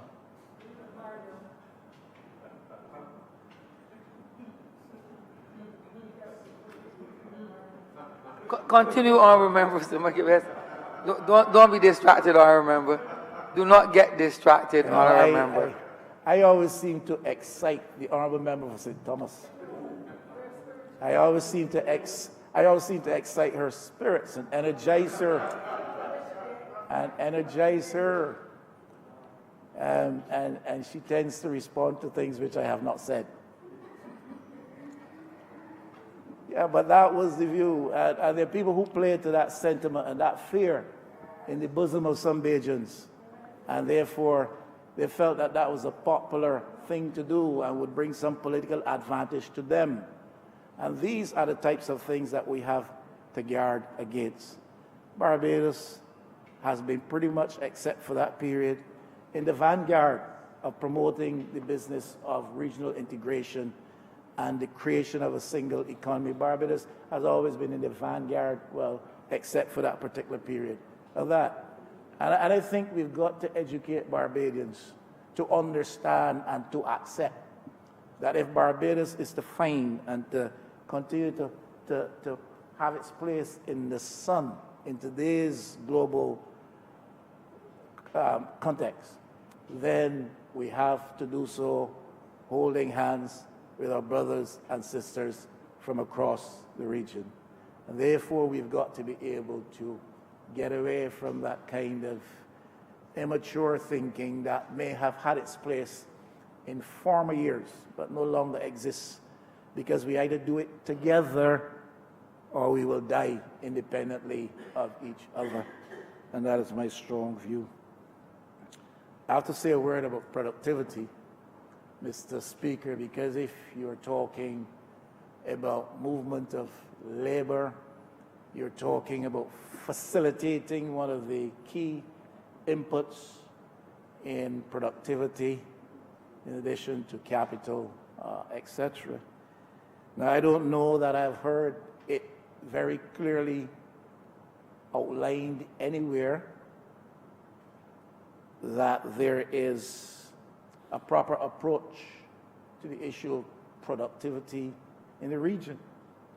We continue to talk about it here in Barbados, that it is one of the things, one of the negatives of the Barbados economic experience.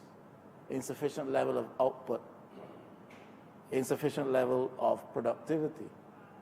My research for what obtains across the region is that the case is pretty much the same in many countries.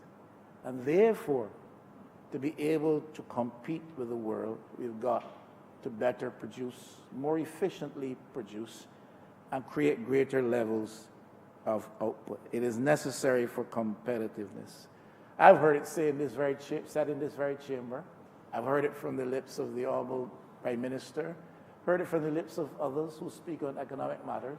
I know it to be true from my own research, that the Caribbean region is on the verge of becoming one of the poorest regions in the world if we are not careful. And some would suggest that we might already be there as a region.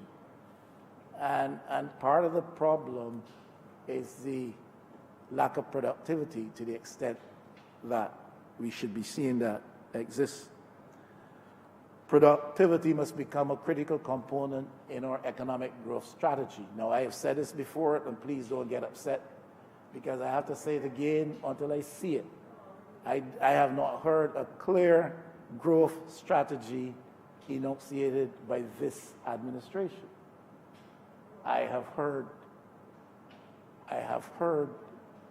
statements which express the level of expectation with respect to investment in the tourism sector. I have heard talk about a few projects here and there, potentially, which we hope will get started soon. I have heard that we will try to improve the matter of the ease of doing business, facilitating business. I don't know that I have heard clearly and properly outlined a strategic growth strategy for Barbados in the current circumstances. And I don't know that I have heard one outlined anywhere, I don't know, Mr. Speaker, for the region. If I'm not if I'm correct, and if I am not, I'm sure all members in James North and Christchurch South will get together and correct me. Christchurch West. I think the Productivity Council was one of the early casualties of the fellow called Burt. Am I wrong, Mr. Speaker? Am I wrong? Sorry? Mr. Speaker, point of order. Yes, I know the honourable member, leader of the opposition.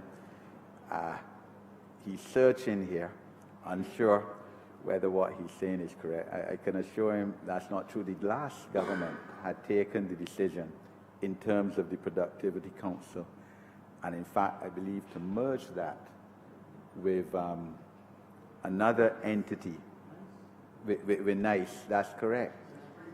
Yeah, that's pre-birth. And in fact, they had moved into the same building there in Warrens, where I believe the honourable member for St. Michael's North's office is. So that's pre-birth, yeah.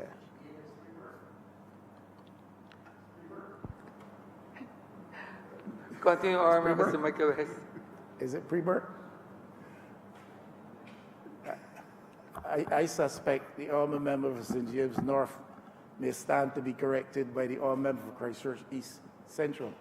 Now, I'm not going to harp on that, whether it's pre-birth or post-birth. I'm not going to argue whether it's pre-birth or post-birth. I have made a statement, and if I'm wrong, then, Mr. Speaker, please forgive me, but I don't hear the honourable member for Christchurch East Central correcting me or indicating in any way that I'm wrong. It's probably because he's not in his accustomed chair, you see. Continue, Honourable Member.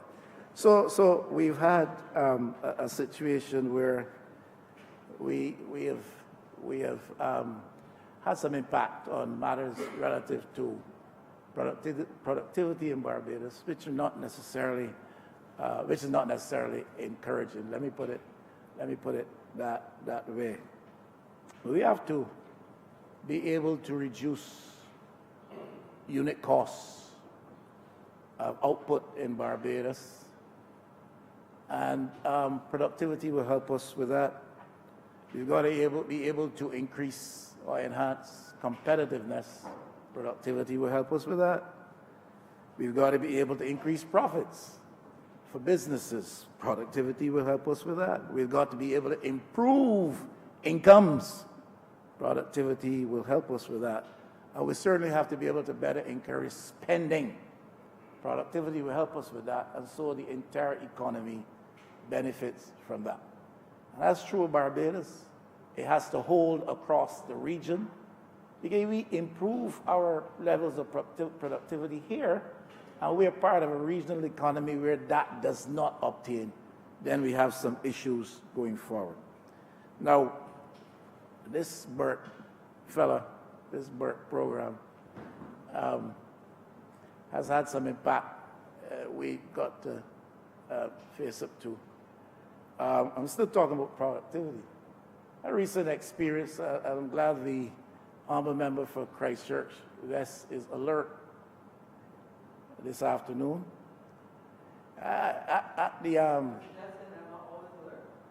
I'm happy he's alert this afternoon. Maybe I'm not always happy he's alert. I'm not suggesting. I'm alert. I'm happy he's alert this afternoon. I went on some business up to the licensing authority, etc. I lamented the situation that I personally experienced and saw there. I've heard talk about it. Surely all the ministers are aware of it. And not all of it falls to his purview now, because some aspects of that covered by the Ministry of Finance, the BRA aspects of it, BRA aspects. You see, I tell you that I seem to excite the honourable member of St. Thomas, even in my old age. And this BRA thing.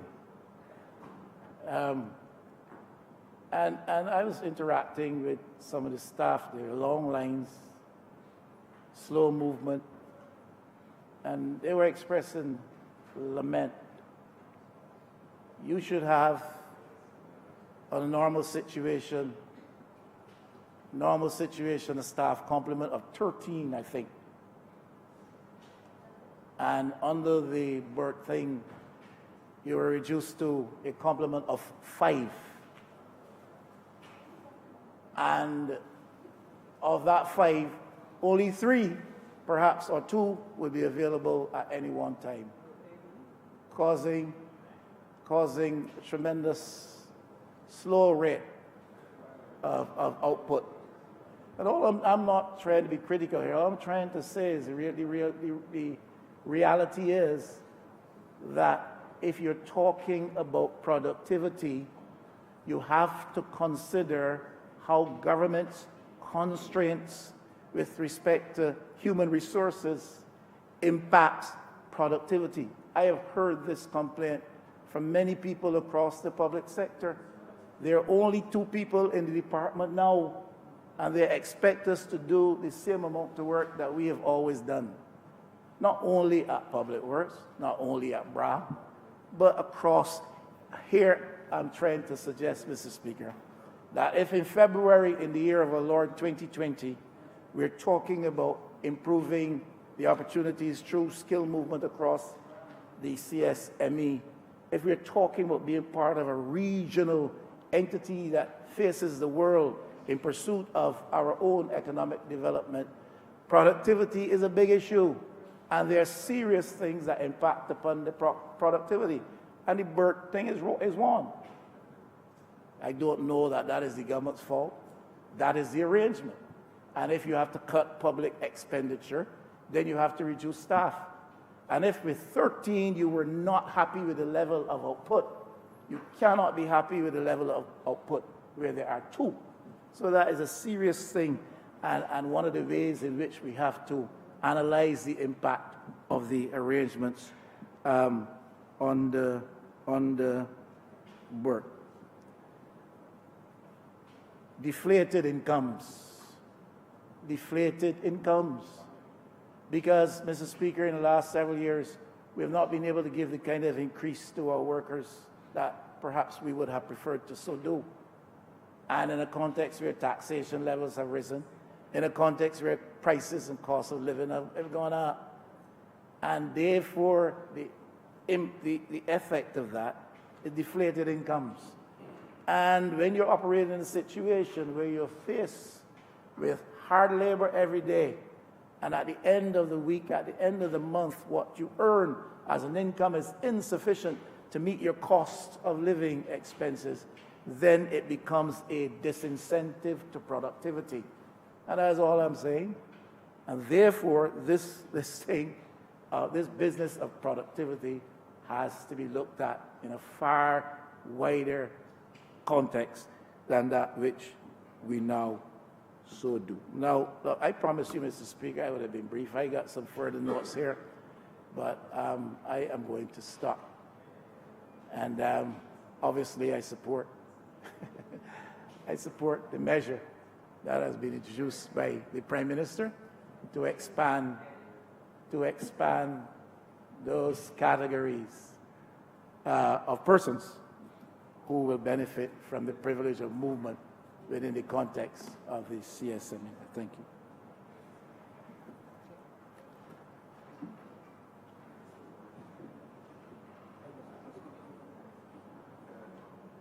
Honourable St. James North. Thank you, Mr. Speaker.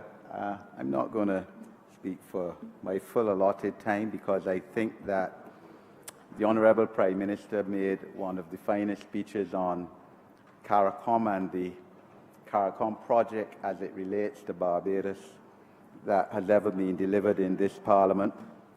And the Honourable members who spoke on this side for St. Peter and St. James Southall also did excellent jobs. But as Immigration Minister, I think I should also speak and also bring perhaps a couple other new perspectives to the issue. This country of ours, of which we all love, Barbados, has always been a leader in terms of Caribbean relations. This country has produced the one and only premier of the West Indies Federation, in fact, the political party, which I'm a member proudly and which happens to be the government of this country. Right Excellent Sir Grantley Adams. And of course, another national hero, Right Excellent Errol Barrow, was also a leader of the Caribbean, one of the leaders of Caricom, of course, Carif the First, 1967, and then Caricom, 1973. Together, in fact, and we've spoken a lot about this country here within this context, together with Guyana and Trinidad and Jamaica as leaders, with Carifta, with, in fact, Antigua, the 3 Bs.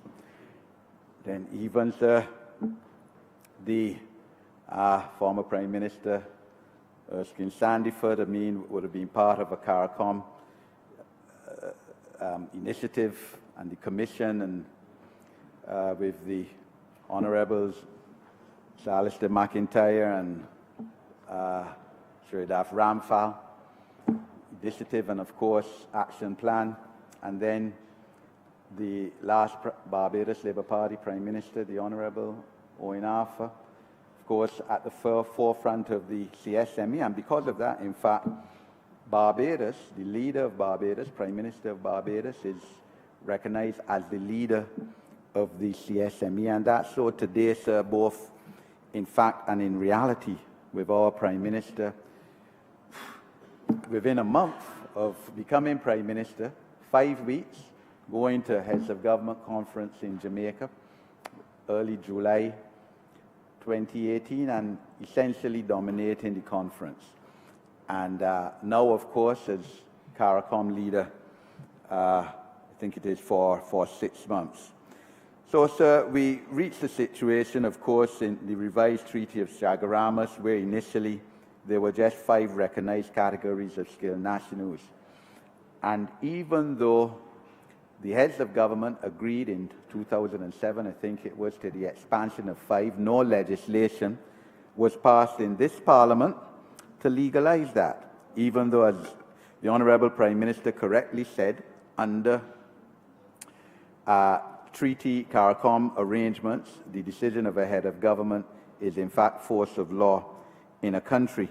But the reality is that the revised Treaty of Chaguaramas, in Article 46(2) states that member states shall establish appropriate legislative, administrative, and procedural arrangements to facilitate the movement of skills within the contemplation of this article. Now, the conference recognizes that it needs to keep the provisions of that article under review in order to enlarge as appropriate the classes of persons entitled to move and work freely in the community.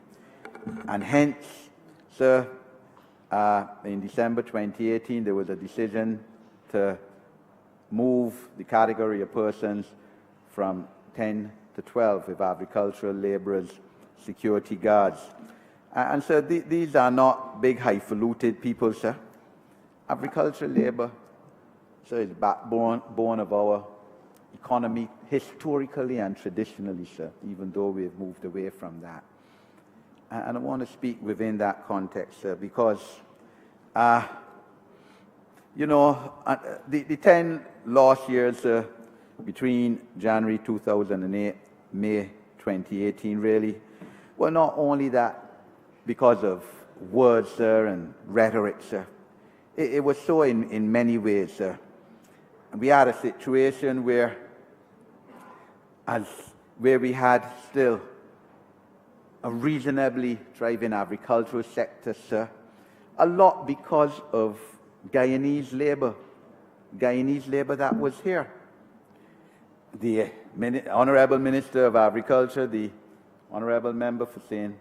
Philip South, has been dealt a very bad hand by the last government, because those workers, among others, as has been said in here, were sent back home. As the Honourable Member for St. Peter said, 4 o'clock in the morning, department of which at this present time I have ministerial mandate over, told by the last government, sir, they didn't act on their own. They would have acted under the directives of the political class at that time, sending back these Guyanese. And what is sad about it, sir, I don't like to speak ill of the dead, sir, but what is sad about it, that the first DLP Prime Minister in the last decade was someone who was not even born in the Caribbean, sir. Far less to being born in Barbados, he was not born in the Caribbean, born in a developed country, northern country, came here when he was 9 years old. So I could not understand the attitude, sir, that people who look like us, sir, and we got off the slave ship in Barbados, sir, and some got off in St. Vincent, St. Lucia, all of us looking alike. Unless you were to talk, you can't differentiate us, sir. I said somebody is Guyanese, somebody is Trinidadian, sir. And then, as the Honorable Prime Minister said, sir, when you're in the developed world, sir, you're all the same anyway. And the Barbarians who live in England, and especially who lived there in the 1960s, the hard days of the 1960s, when you had leading politicians in England talking about rivers of blood, you know, rivers of the blood of foreigners and black people, sir. Barbarians, they're protected in a large measure because of Jamaicans, sir, because of the aggressiveness of the Jamaican person. And it is sad, sir, and the Cabinet of Barbados has approved a reform of the immigration citizenship policy, sir, which, with the approval of the Cabinet, I would hope to be presenting to this Parliament within the very foreseeable future, sir. And I would have a lot longer time then to expand on some of the atrocities, sir, which the Honourable Member for St. Peter started to speak about today. Because, quite frankly, I'm ashamed of the last government in terms of humanity, sir. Because after everything, sir, you have to be a human being, you know, whether you're, whatever you are in life in terms of profession, in terms of education and things. If you're not a human being, if you don't have humanity in you, you're nothing. And the kind of policies carried out by the immigration department, sir, and you know, some immigration officers resent me saying this, sir, but I repeat, sir, it was under the directive of the government of the day, sending back a Jamaican woman, for example, Jamaican women, residing in Barbados, working, no criminal record, no illegal activity, with Barbadian children, sir. Children born in Barbados for a Barbadian man. But sending back the Jamaican woman, the Guyanese woman, and putting the child in a children's home. And then you all know why we having problems, sir, with youth.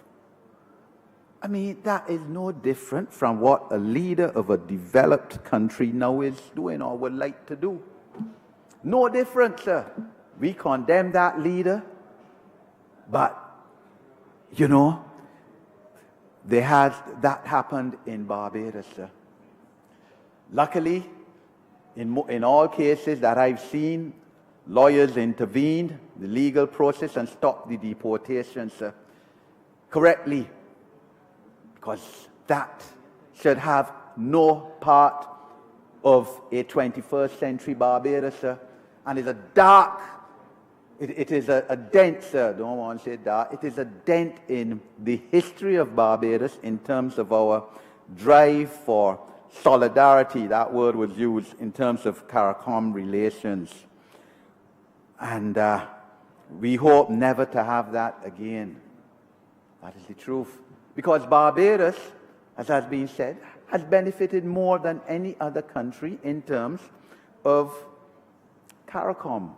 And this is, people talk, you know, there's some people, some Barbarians who will tell you there's still no difference between the two parties, all the same thing. So there's tremendous philosophical difference between these two parties as it stands right now. And this is in one area.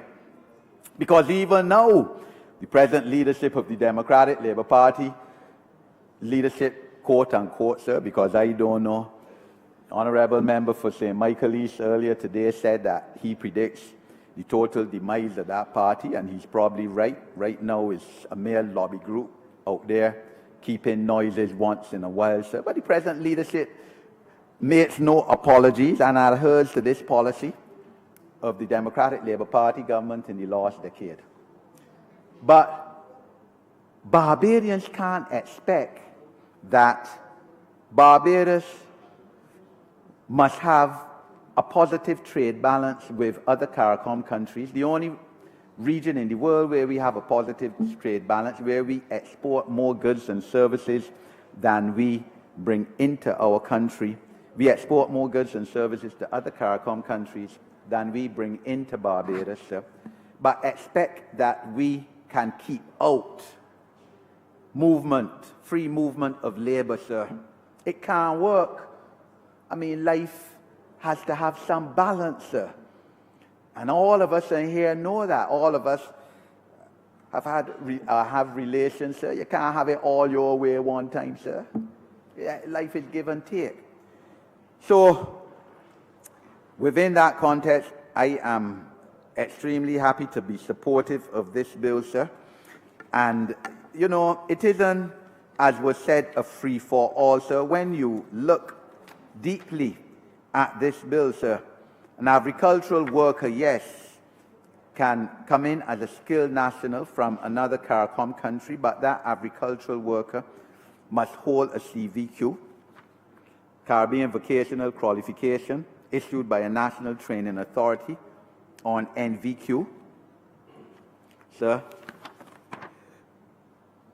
An NVQ defined as a national vocational qualification, also issued by a national training authority, or it must have a qualification from the Caribbean Examinations Council in the field of agriculture, or a certificate from an agency which a member state permits to issue certificates confirming that the person possesses practical experience. So it isn't that somebody could come in and say, I'm an agricultural labourer, I have the right to a skilled national certificate in Barbados, sir. It's defined. Same thing with an artisan, sir. Person who is a skilled tradesperson, craftsman or worker, and who holds the CVQ in craft and related trades, or in plant and machine operations. I'm saying this, sir, because I know tomorrow some misguided person going to be on the radio saying how we opening up Barbados to everybody to come in, sir. Not so, sir. You have to prove your qualifications. Same thing, sir, household domestic. Person who holds a CVQ or an equivalent qualification in domestic cleaning, domestic help, or domestic housekeeping. This is something, sir, where we, quite frankly, as a state, has to enhance in terms of giving our citizens the opportunity now to go out there. Jamaica has had an advantage over other Caricom countries in this area because their CVQs in domestic training are higher or are more established than ours. So, sir, these are the ambits, the borders we have, and of course there's still the security issue, sir, that we will make sure that those who come comply or at least pass the security test, sir. So there's still the prohibited list of persons who offend public morality, persons who have been convicted of drug trafficking, for example, and sabotage and those kind of offences, sir. They are maintained, sir. But as the Honourable Prime Minister said, the bureaucracy which was put on, especially in those 10 lost years, to hinder skilled nationals coming to Barbados has been removed by this government. Because the last government, sir, had how you had to get a police certificate of character from countries, every country you lived in from the time you were 16 or 18, sir.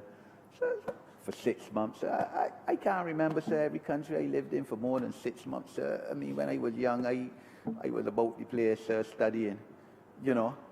And we now restricted that where you have to get the police certificate of character, sir, it would only be for a country that you've lived in for more than 6 months and for the last 3 years, sir, within the last 3 years. And police certificate of character, sir, quite frankly, sir, and you know, sir, you're a social worker, you're a lawyer, sir, a humbug, you know, that 85% of the jobs in Barbados require police certificate of character, sir. It's something that the Honorable Attorney General has committed to looking at, sir, and I will certainly support him in that, sir, because it hinders people from poor homes, sir, who have been denied opportunities that others have had. So this is the kind of regime that we've put in, sir. The Article 46.4 that I spoke about envisages, in fact, the widening of these categories from the present 12, sir, where there may very well one day be full freedom of movement, sir, for people who have skills and ability and capacity to get jobs, sir. But this is also two-way, because we've had a traditional advantage in terms of our educational system, sir, and we have to be able as well to move to other countries. And we have to remember that all of this skilled national regime is also within the context of the right of establishment, where a Caricom national can go and establish a business, a company, enterprise in another Caribbean country. And we have to, and we will, sir, put our citizens in the position where they can even more do that, sir, because we will reform our educational system and make our students more entrepreneurial, more business class. We spoke, sir, in the Covenant of Hope on that issue, sir, creating world-class citizens who are excellent, who can live anywhere in the world, sir, and all of that speaks towards the rights of establishment and skilled nationals, sir, which our country must produce to find our way in the world and to improve our socio-economic status, sir.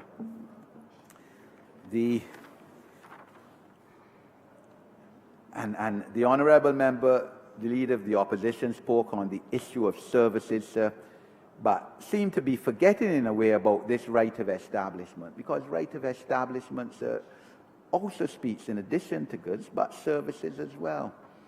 And the legislative platform is there, but yes, admittedly, we have to now seek to enable our citizens to take a greater advantage of that legislative platform.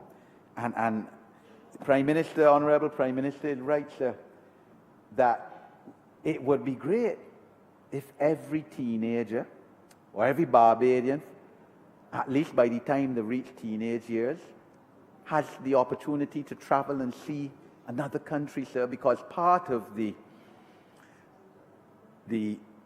xenophobia, that's the word that has been used, that is among some Barbadians still, is because of that. They don't know the outside world, sir, and believe that the world they know, Barbados, is the whole world, sir, and it is, and so on. And it's unfortunate that people who should know better, sir, people who are in the leadership of the last government, the present leadership of the Democratic Labour Party, who ought to know better, sir, want to continue to fuel those kind of fears among our people, sir. But we, sir, in this government, going to confront it head on, sir. In elections in 2008, sir, this party, and I'm not afraid to say it, lost the ball in that you had the Democratic Labour Party leadership going and fuel fears among Barbarians about how Guyanese here and 30,000 and they come to take over your jobs, sir. we can confront the arguments head on and go toe to toe with them, sir. Toe to toe, because it is wrong and they ought to know better, sir.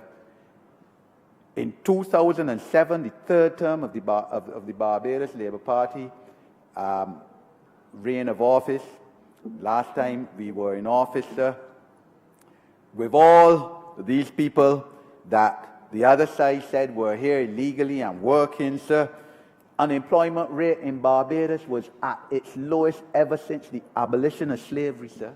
6.7%, lowest ever. Because, as the Honourable Member for St. James South, among others, says regularly, sir, we can't build a capable economy that is going to progress and sustain and build and move every year on a small population, sir. Our population has declined in the last few years under the Democratic Labour Party with all their policies, sir. And it is not by chance, sir, that the economy went down tremendously in those years, sir, because other countries in the Caribbean were still able to maintain some level of growth. Grenada was still growing at 3.9%. Antigua still growing 5%, sir. Barbados declining all the time because the population too small, sir. And therefore, this is another platform to try to grow our population. Sir, the statistics show that there were only about 3,000 persons registering as skilled nationals in Barbados since the Treaty of Shag brought the concept into being in 2005, certainly between 2005 and early last year, sir, 3,000.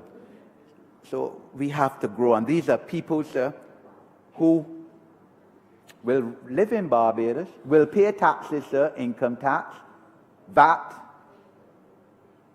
corporation tax, if they set up business, sir, and ease the burden of taxation among the Barbadians who live here, sir.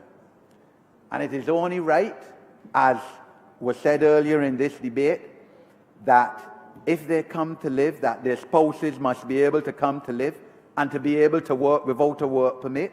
So we removed that hindrance last year, the hindrance of having to have a work permit.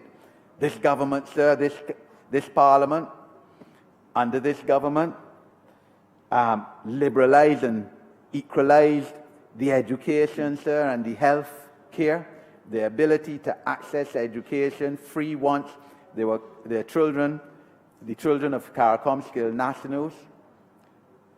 And once they were 16 or under, because, sir, they have a right to go to school just like any other Barbadian, because if they don't go to school, and you're putting money on them to go to school, sir, they're now an avenue of problems in the next couple of years, and we can't afford that, sir.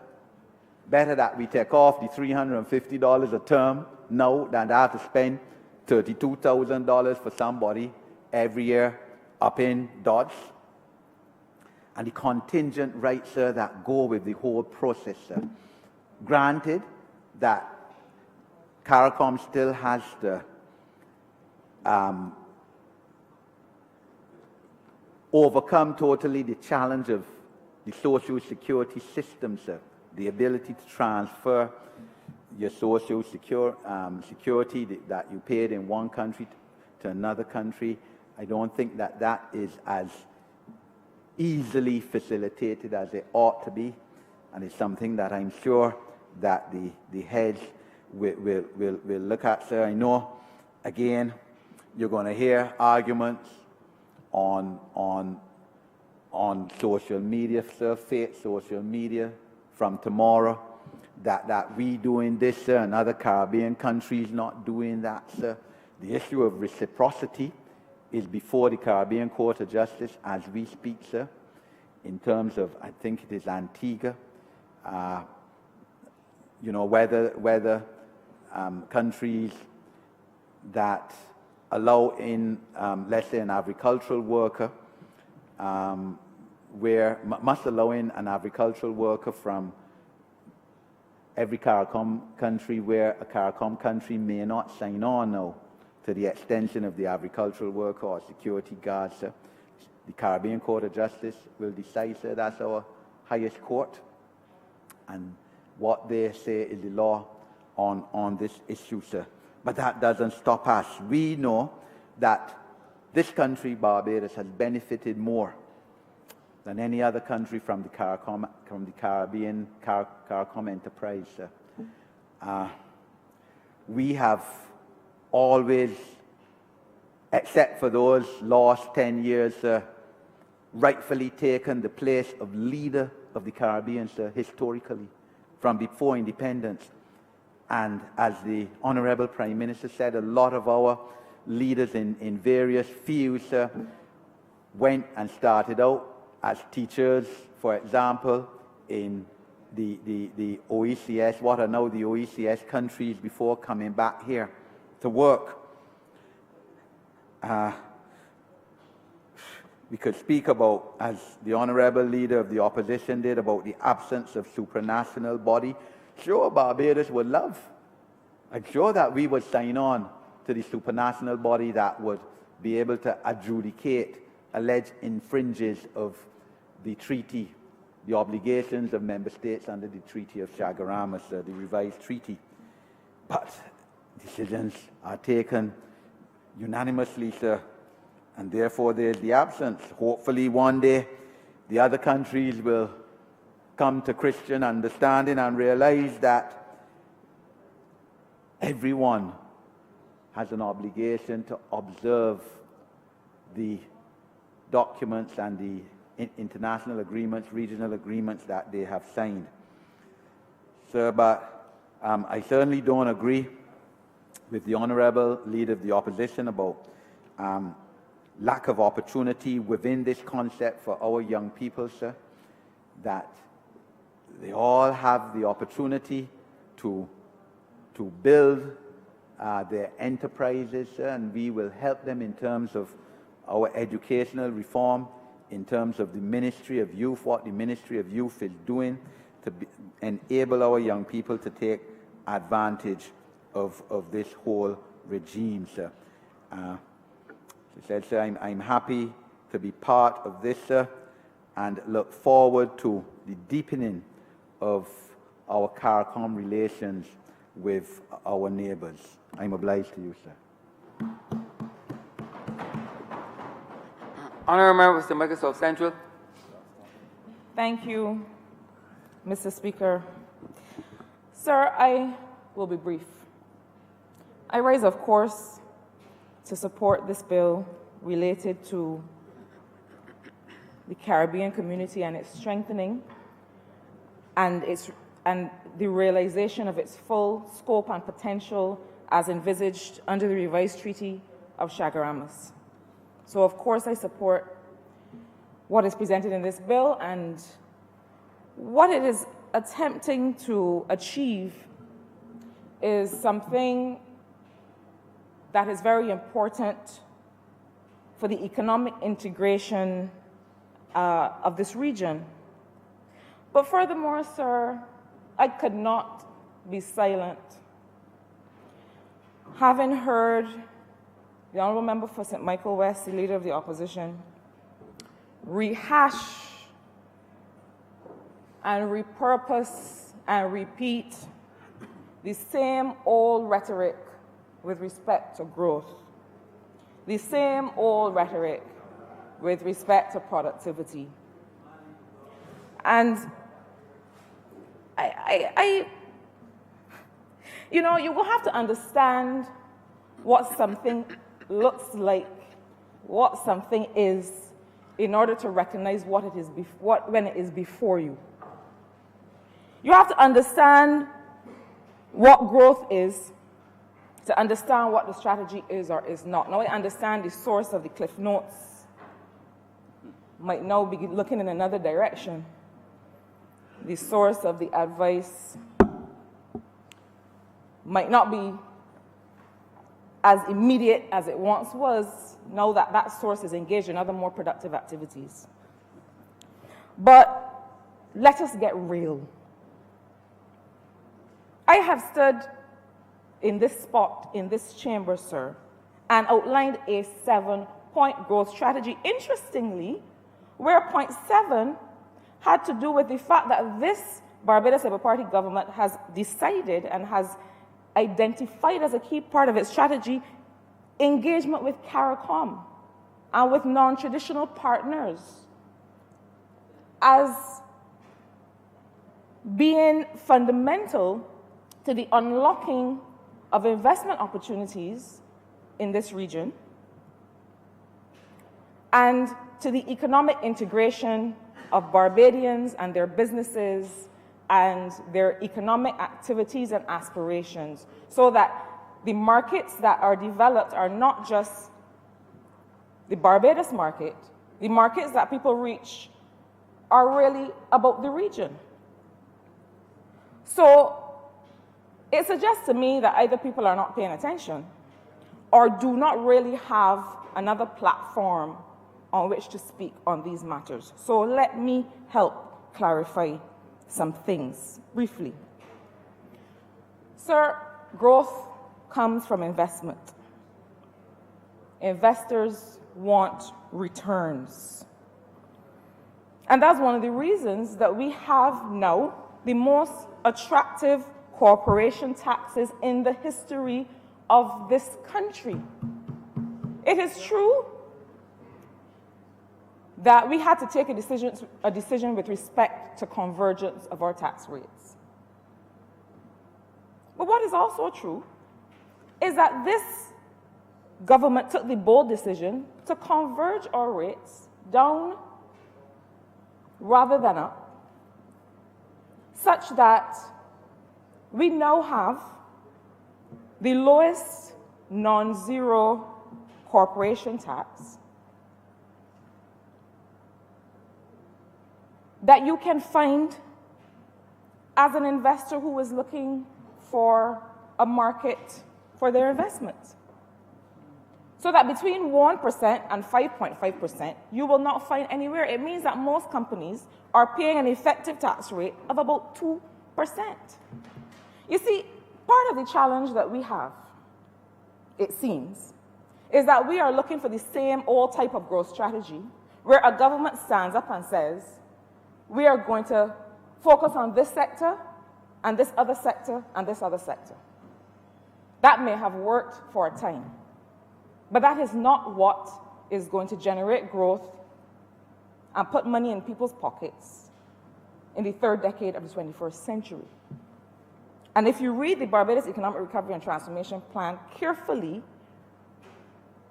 what you find is that our focus for growth is on, one, making sure that we establish and we can support a high-skilled, knowledge-based economy. Two, investing in education and health that contribute to people's productivity, but I'm going to get to that in a minute. Productivity is not an idea in the sky.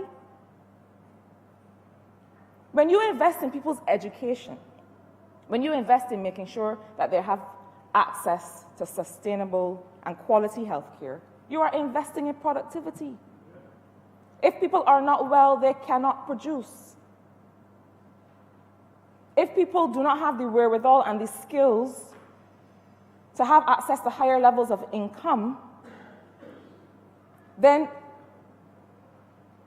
you are not expanding the range of choices available to them for their own well-being, for choice in the livelihoods that they want to pursue. So when we talk about productivity, understand that productivity is not just something that you measure and set to one side. You have to understand what really contributes to people's productivity. But I will also say this. One of the barriers to investment, the investment that creates growth, is when people do not have a clear and predictable environment for doing business. Now, we talked about the fact that the Productivity Council was closed. And I hate to correct the honourable member for St. James North, my friend, who had to so urgently speak before me. But I want to bring some clarity to the issue because the Productivity Council was part of the Ministry of Economic Affairs and Investment. And what we will recall is that we went as a government to the people of this country and we asked them some key questions about the departments and the agencies in their government tasked to do their work, and they gave us some answers. The response rate to that survey that we put out was beyond anything we could ever have imagined. People had something to say and they said it. And what did they say?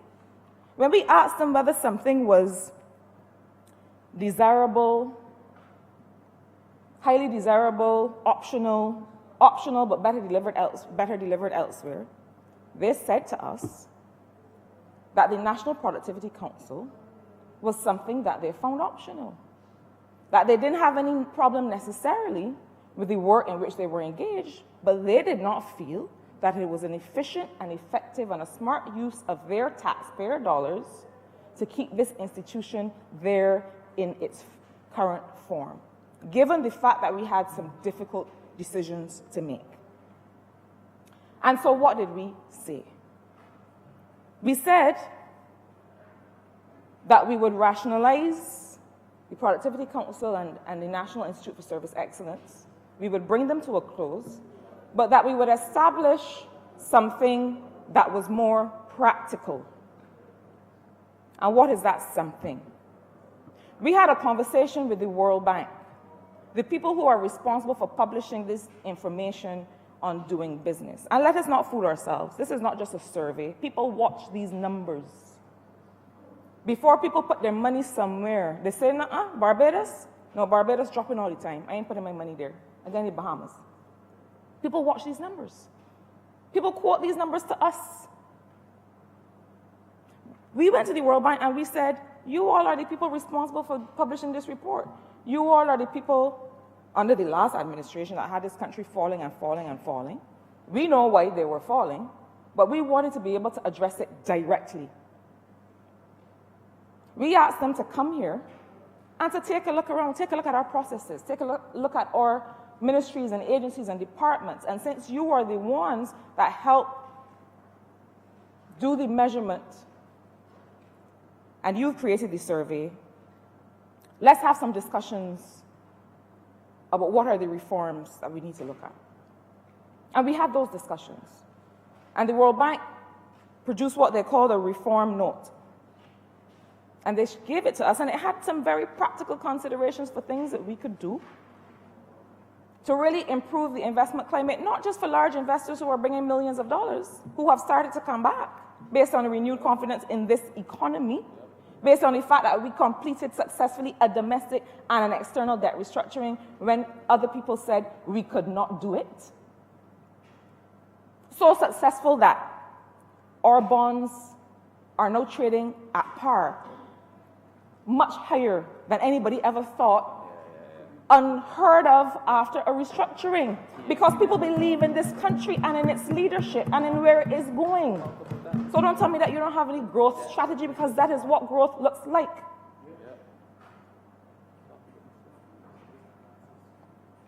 So we have this reform note, and on the basis of that reform note, what have we done? We've established a doing business subcommittee of cabinet.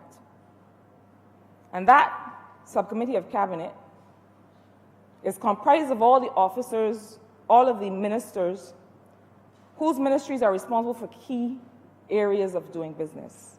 Minister that is responsible for the port. Minister in the Ministry of Finance, the Honorable Member for Christchurch East Central, who is responsible for customs. Minister that's responsible for commerce and small business, and several other colleagues. And it is not just to sit down and talk about what doing business looks like. It is to bring all the technical officers and to say, listen, this is what we've identified that you need to do. Tell us the steps. Let us agree the steps that we are going to take along with the resource allocation that is necessary to do it. Because it doesn't make sense identifying steps if you don't have the money and the resources necessary. Let us identify those steps. Let us get them done. And let us meet every month back here again to make sure that it's being done. But not only that, Mr. Speaker, One of the problems the last administration had was that they spoke only to themselves. They did not properly engage in social partnership. They did not speak a word to the people of this country. And what have we said? Not only do we have a doing business subcommittee of cabinet,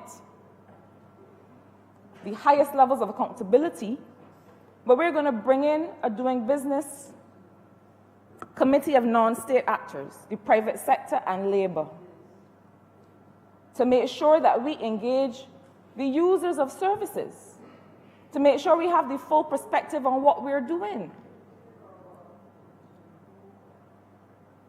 When we reformed and changed the planning legislation and brought a new Planning and Development Act last year, we didn't sit down and talk to ourselves about it. We spoke to people who have to put in planning applications every day. And they told us what was broken about the system, and it's on that basis that we have been working on it. It is on that basis that we have been able to improve. In many cases, it won't happen overnight, and we never said it would. But we've been able to improve drives growth.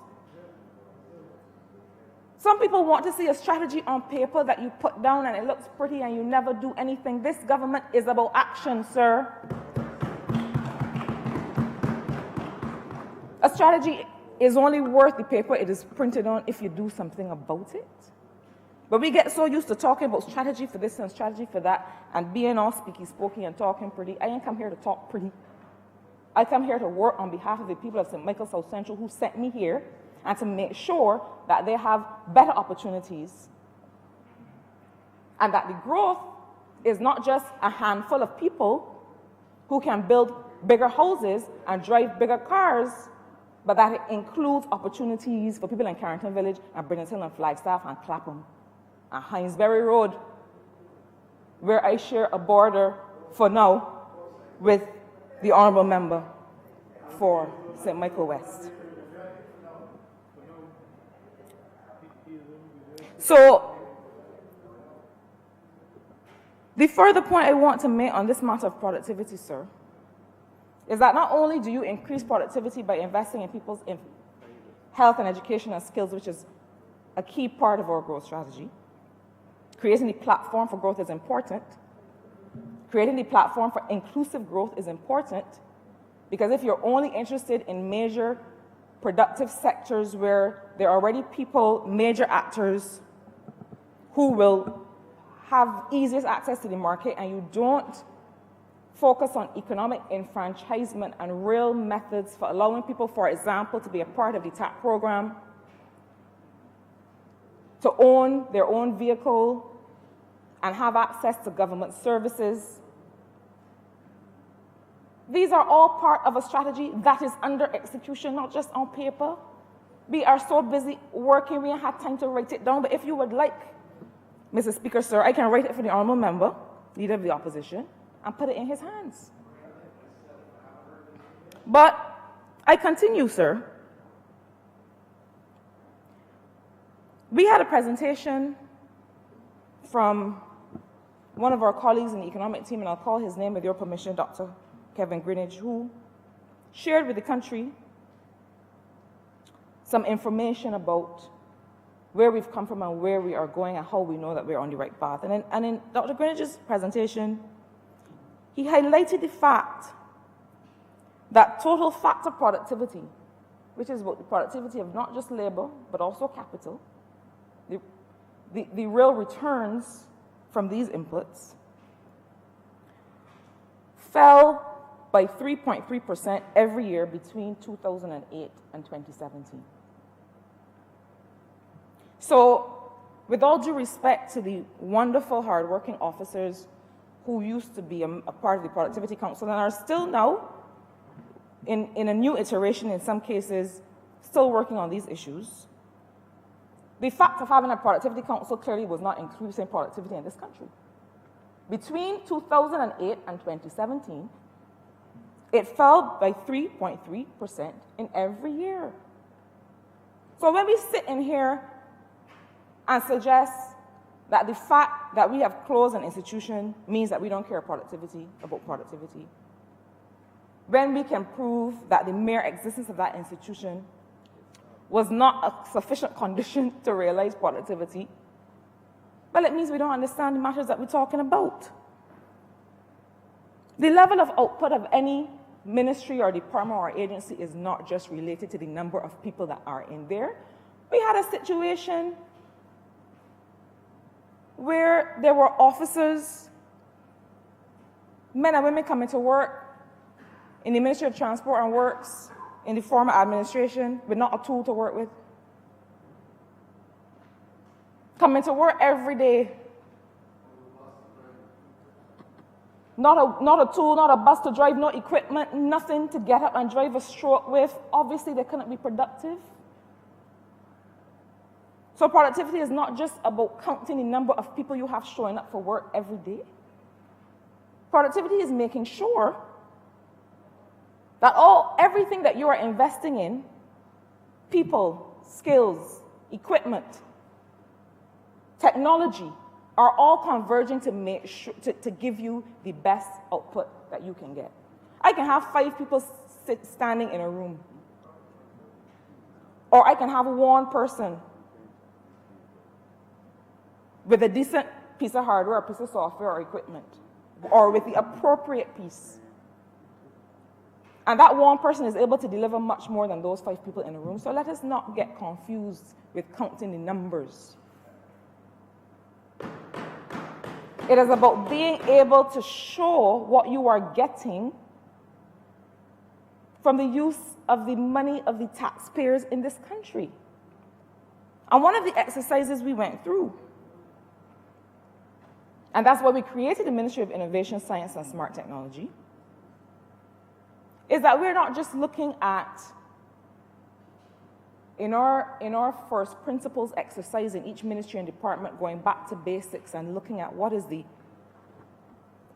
public interest that we are trying to serve, what is the public mischief we are trying to avoid, or is there any group of people that will be disadvantaged or stand to more greatly benefit from this measure? That's 3. And 4 is what? Can technology add value, increase productivity in this particular area? And in many, many, many cases, the answer is yes. So I believe that Barbados has realized that it is not just about putting people to sit down in a room. It is not just about building a building. It is about making sure that you have a common sense analysis of the activity. It is making sure that you look at who is supposed to be benefiting and how they're supposed to be benefiting, and that you really measure that benefit. That's the reason that when we looked at how the Accident and Emergency Department of the Queen Elizabeth Hospital was functioning, a first principles approach to the operation, we realized, well, listen, we need to change some things in here. And we made those key investments. So don't let Bert fool you. There's no fellow named Bert. There is a group of men and women leading the government of Barbados and the people of this country who are clear in our minds what our destination should be. Ain't no fellow named Bert.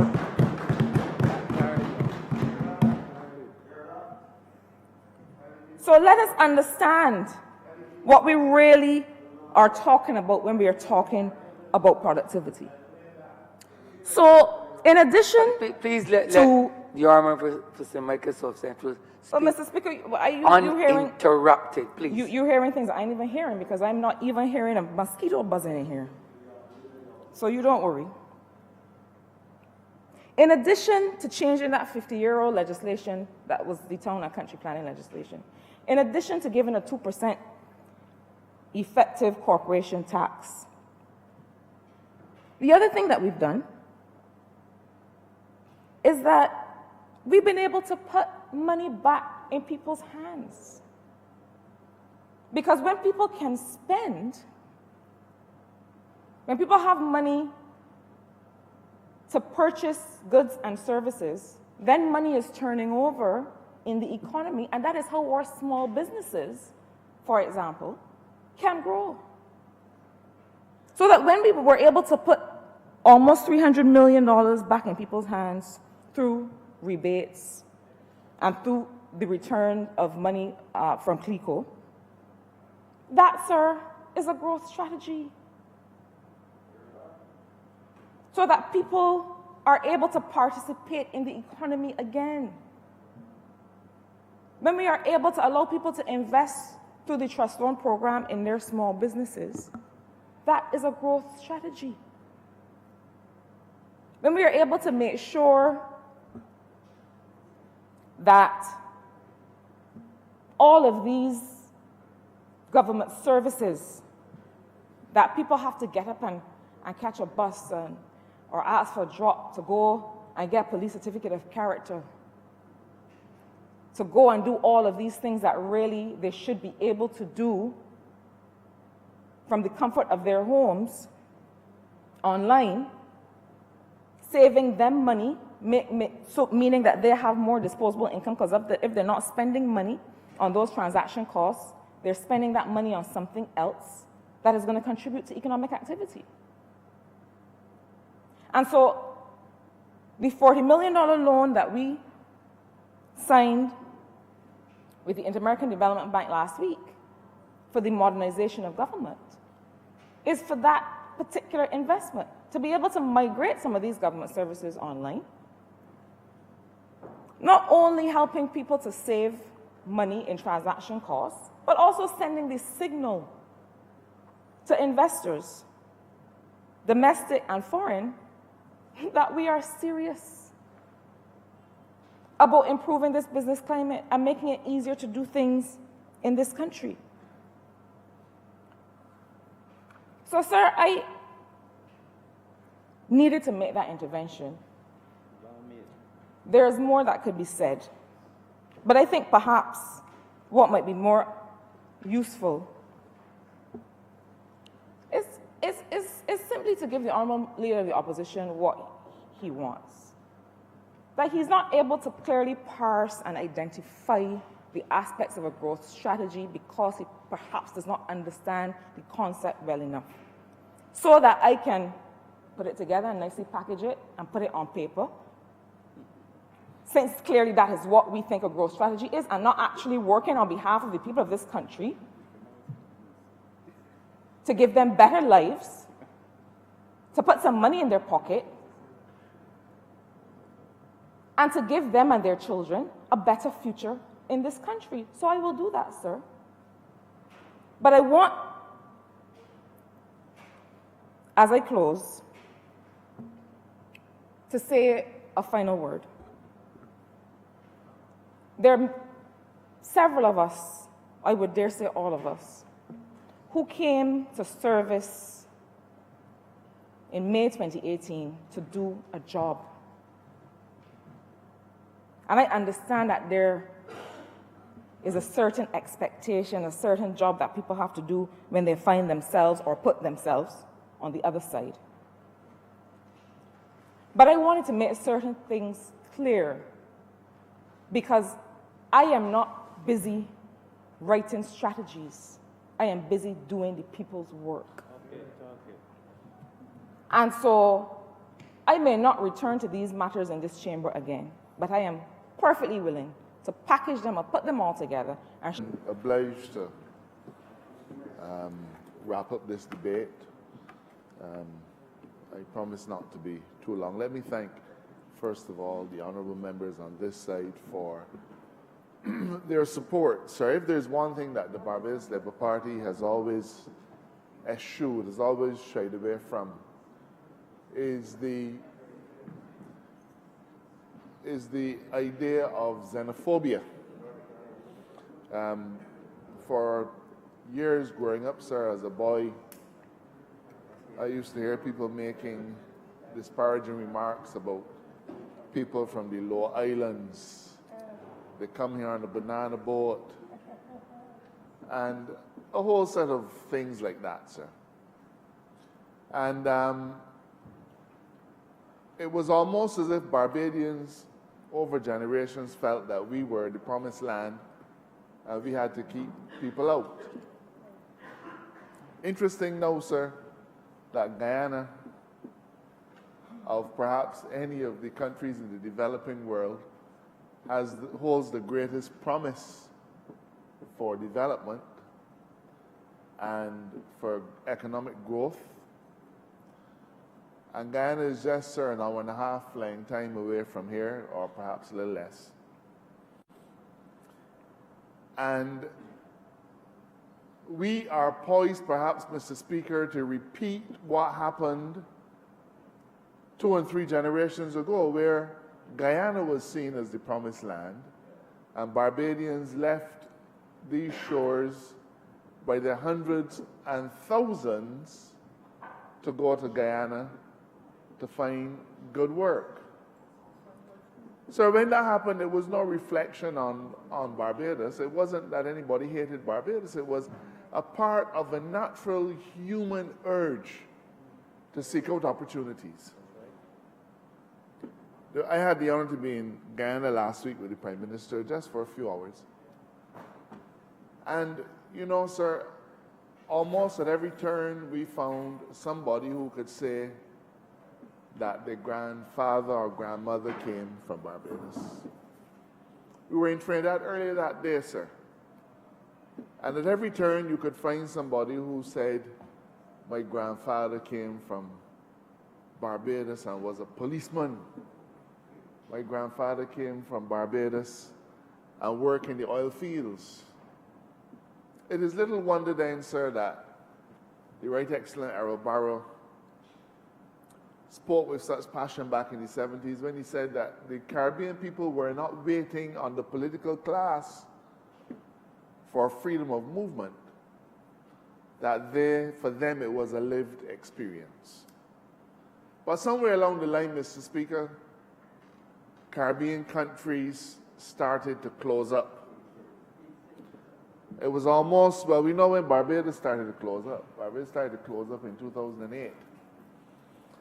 And the irony, sir, is that the then Prime Minister, now deceased, David Thompson, delivered himself of perhaps the most damning words a Barbadian might ever come to hear: ever so welcome, wait for a call. And set about systematically chasing our brothers and sisters from Guyana back to Guyana.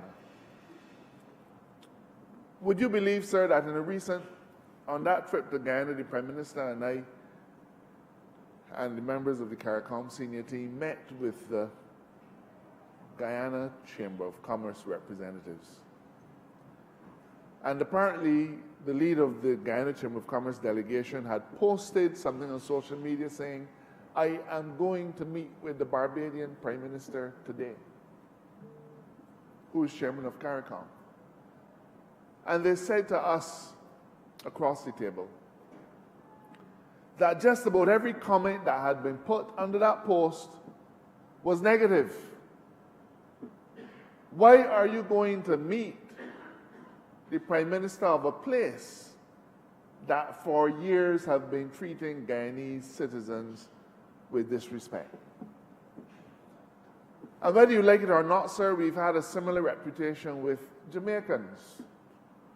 And we have lived to regret, sir, that the now seminal case on the movement of people originated in Barbados, the Shanique Myrie case, where she successfully contended that as a Jamaican national, she had a right to freedom of movement, and that right was denied her by the Barbadian authorities. Mr. Speaker, the Prime Minister mentioned the Population Commission. And that Population Commission is intended to help us to orient or to come up with a firm plan as to how we can deal with what we consider to be a population deficit.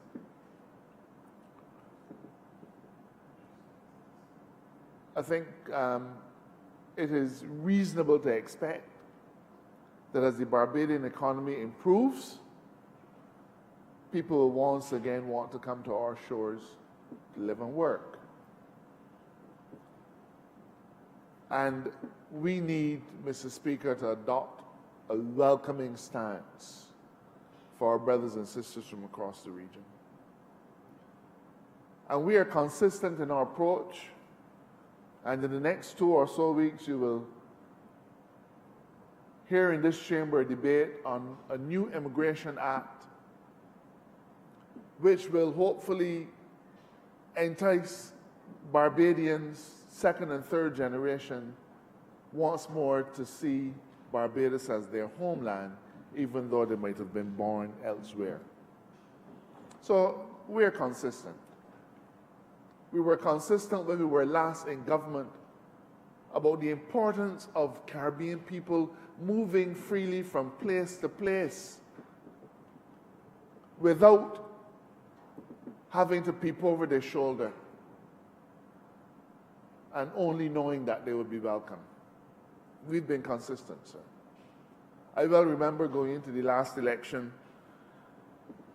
going into the election 2008, meeting a lot of people who would say to us, you know, we support the Barbadians, their party, but we don't like what you're all doing about these Caricom national thing.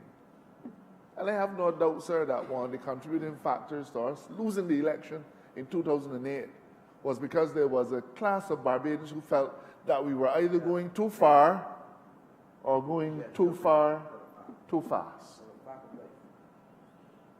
You must ask yourself, what is it about the Barbados Labour Party that, having been punished in the polls in 2008, that we will come back today to expand the categories? I'll tell you what it is about the Barbados Labour Party, sir. Because doing the right thing is important. That is what it is about us. And they say, sir, that you can always change your policy, but you should never change your principle.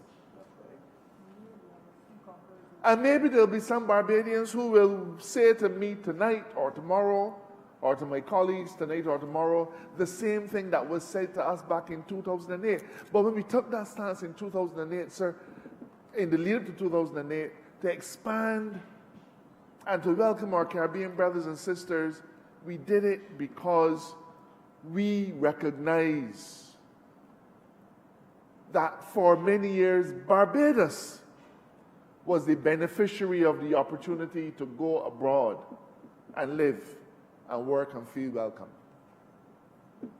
You know, sir, I was thinking about it just this morning. I don't know of any other country in the region that has awarded the highest commendation to lawyers from outside Barbados as we have. And I just went through it in my head. We have a number of lawyers who have been admitted to the inner bar, sir, QCs, who are not Bajan. Who are not Bajan, sir. But I can't tell you of any Bajan QCs who were, well, awarded still in Jamaica or anywhere in the OECS. I don't know of one. It takes a stiff backbone to be able to recognize excellence, even when that excellence did not originate from within your bosom. Barbados is truly a wonderful place. Now, Mr. Speaker, I began by mentioning Guyana. And I will say to you that we've already begun the discussion, even though we have awarded a license for the exploration of oil.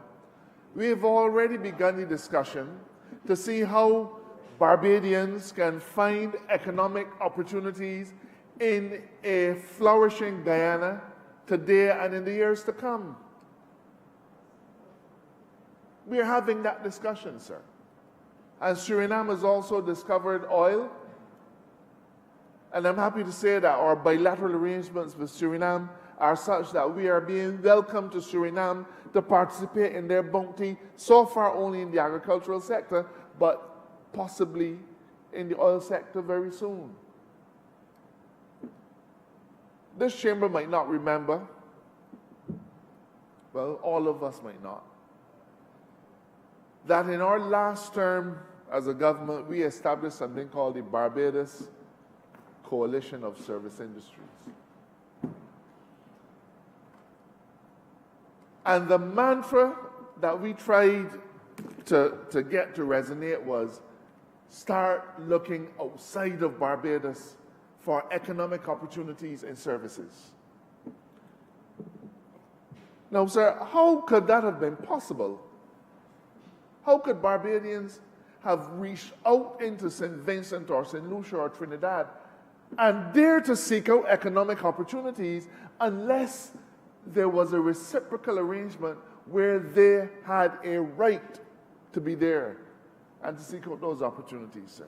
That perhaps more than anything else demonstrates the importance of the freedom of movement of Caribbean skilled nationals. We have Barbadians who get on airplanes every day of the week and fly to St. Lucia and work, and fly to Grenada and work. In years past, Barbadians would go down in the islands and head up the branches of regional banks before they would come back to Barbados and take over here. We lived it, and we lived it without a murmur. But some would find it so hard to open up our arms to our brothers and sisters. Mr. Speaker, not long ago, our musicians could not go into Trinidad and play music unless they had got work permits from weeks in advance, and who can apply for it and all kind of hullabaloo. Now you can get on a plane with your guitar and show up in PRCO and say, I come to do a show. And they say, welcome, sir. We want the benefits. But we can't get the benefits, sir, without burdens. And I would not even call them burdens. It is a simple fact, sir, that jobs go where opportunity is. Plain and simple. Nobody comes to Barbados to work if they do not perceive that we are a prosperous nation. Nobody. They're not going to do it. So I anticipate that with the hard work of this party, Barbados will continue on its upward trajectory and be seen in the way that we were seen just 10 years ago. A shining beacon within the region and a place which is known for its nobility of spirit and generosity of heart. I don't think there's a single family anywhere in Barbados that does not have an immigrant. And we need to get rid of the very last vestiges of xenophobia in our country. Mr. Speaker, in the context of the Caribbean, everybody will not be at the same place. But I'm happy, sir, that Barbados has always been willing to lead. And when the heads come here for the intercessional meeting next week, they'll be coming to a Barbados that does not just say this is what we should do, but they'll be coming to a Barbados that says we are willing to lead. And we have now extended into that next category of workers. Is there going to be economic benefit for us? Yes, there will be. Yes, there will be. You know, sir, in my constituency, we had some small businesses that were very heavily patronized by the Guyanese who were working in St. Joseph. And you may say, man, dear Marshall, man, call it rub shop and done. Right? Everybody know what you mean. Everybody know what you mean. But you know, there were farms in my constituency that after the last administration kicked out all the Guyanese, the farms couldn't find a boy to work. Couldn't find a boy to work. Now, that should tell us something, sir. It should tell us that there are areas in Barbados where we do not have adequate numbers of people who either are willing or able to engage in that kind of activity. And then there is no shame in reaching outside of our boundaries to bring people in. No shame at all, sir. So, Mr. Speaker, I believe that in his heart of hearts, the Leader of the Opposition supports this bill. Well, I'm very glad. You might notice that I was not in my seat. I'm happy that he does. I'm sorry that he does not have the confidence that we do in the efforts that we are making in the economy. But what a difference a few days makes. There was a time when he had confidence in us. And now, for some reason, that confidence seems to have been shaken. I don't know if it is the company he's keeping. But I want to tell the Leader of the Opposition that he should wait and see. I don't think an election is being called anytime soon. So he can spare us the loud politicking and put your shoulder to the wheel, sir. Put your shoulder to the wheel and help us to rescue this nation. Wait and see. You have time enough.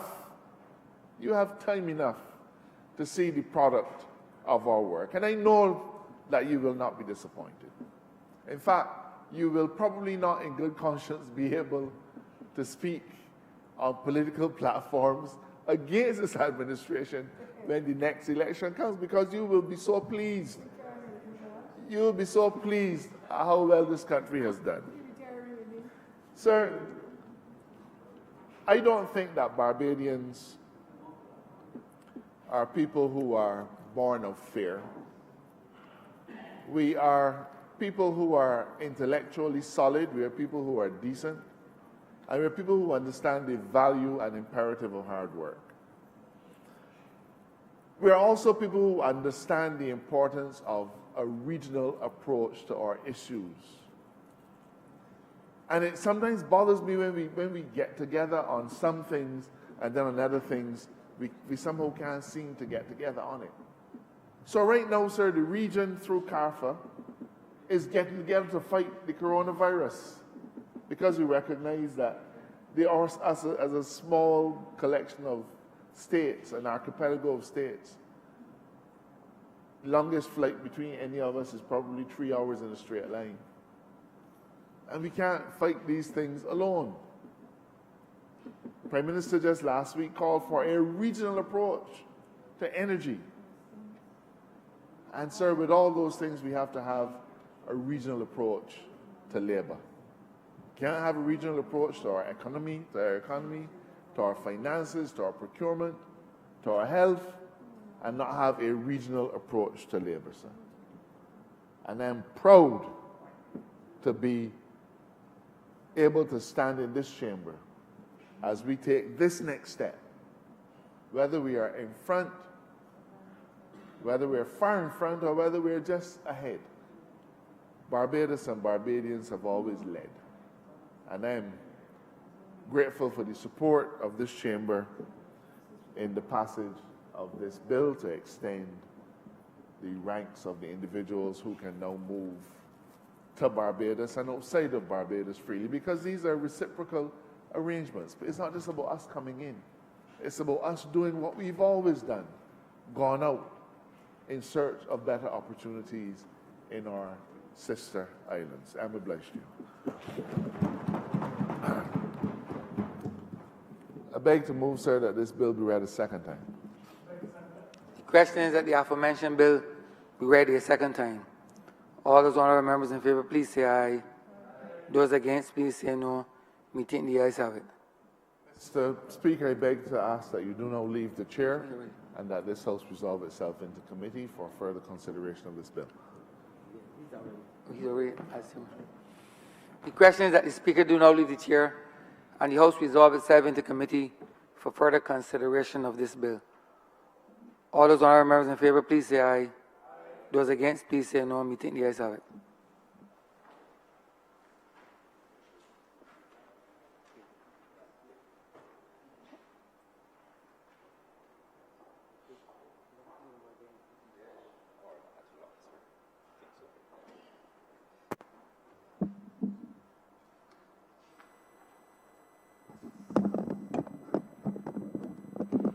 This House is in committee.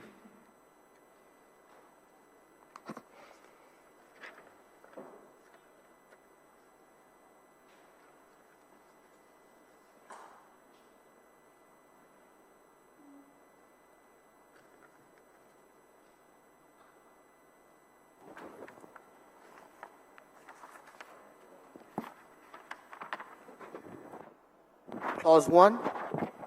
Make the move that clause 1 stand part. I'm sorry? Oh, I see. Mr. Speaker, I beg to move that Mr. clause. Chairman. Mr. Chairman, I beg to move that clause 1 in the short title be amended to reflect the year 2020 and not 2019. Seconder? Seconder. The question is that clause 1 be so amended to state 2020. All honour members in favour, please say aye. Those against, please say no. I think the ayes have it. Clause 2. Beg to move that clause 2 stand part. The question is that clause 2 stand part. All honour members in favour, please say aye. Those against, please say no. I think the ayes have it. Clause 3. Beg to move that clause 3 stand part. The question is that clause 3 stand part. All honour members in favour, please say aye. Those against, please say no. I think the ayes have it. Clause 4. 4 stand part. The question is that clause 4 stand part. All honour members in favour, please say aye. Those against, please say no. I think the ayes have it. Clause 5. Move that clause 5 stand part. The question is that clause 5 stand part. All honour members in favour, please say aye. Those against, please say no. I think the ayes have it. Clause 6. Beg to move that clause 6 stand part. The question is that clause 6 stand part. All honour members in favour, please say aye. Those against, please say no. I think the ayes have it. Clause 7. Beg to move that clause 7 stand part. The question is that clause 7 stand part. All honour members in favour, please say aye. Those against, please say no. I think the ayes have it. Clause 8. Move that clause 8 stand part. The question is that clause 8 stand part. All honour members in favour, please say aye. Aye. Those against, please say no. I think the ayes have it. Clause 9. Beg to move that clause 9 stand part. The question is that clause 9 stand part. All honour members in favour, please say aye. Those against, please say no. I think the ayes have it. Clause 10. I beg to move that clause 10 stand part. The question is that clause 10 stand part. All honour members in favour, please say aye. Those against, please say no. I think the ayes have it. Clause 11. Beg to move that clause 11 stand part. The question is that clause 11 stand part. All honour members in favour, please say aye. Those against, please say no. I think the ayes have it. Clause 12. Stand part. The question is that clause 12 stand part. All honour members in favour, please say aye. Those against, please say no. I think the ayes have it. Clause 13. Beg to move that clause 13 stand part. The question is that clause 13 stand part. All honour members in favour, please say aye. Those against, please say no. I think the ayes have it. Clause 14. Beg to move that clause 14 stand part. The question is that clause 14 stand part. All honour members in favour, please say aye. Those against, please say no. I think the ayes have it.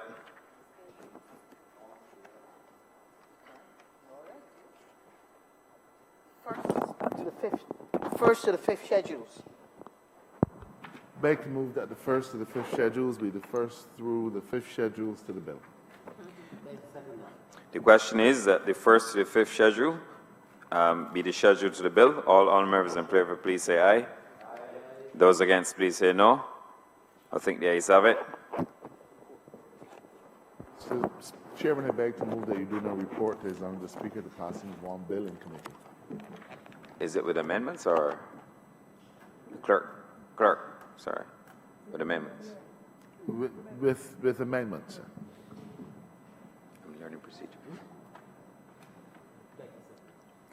The question is that I do now report to His Honor, the Speaker, the passing of one bill with amendments in committee.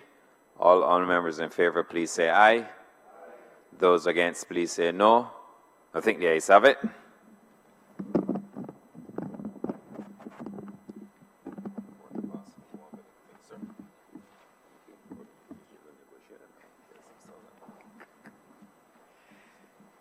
The Chairman of Committees has reported the passing of one bill with amendments in committee. Mr. Speaker, I beg to move that this bill be read a third time. Question is that the bill be read a third time. All those honourable members in favour, please say aye. Those against, please say no. Me think the ayes have it. Mr. Speaker, I beg to move that this bill do now pass and be cited Caribbean Community Movement of Skilled Nationals Amendment Act 2020. The question is that the aforementioned bill be passed and so cited. All those honourable members in favour, please say aye. Those against, please say no. Me think the ayes have it. This bill is passed and so cited. Honourable member for Deliberation. Mr. Speaker, this brings us to the end of government's business for the day and the end of today's sitting. I beg to move that the House be adjourned until Tuesday, 18th of February 2020 at 10 a.m. The question is that this House be adjourned until the 18th day of February at 10 a.m. in the forenoon.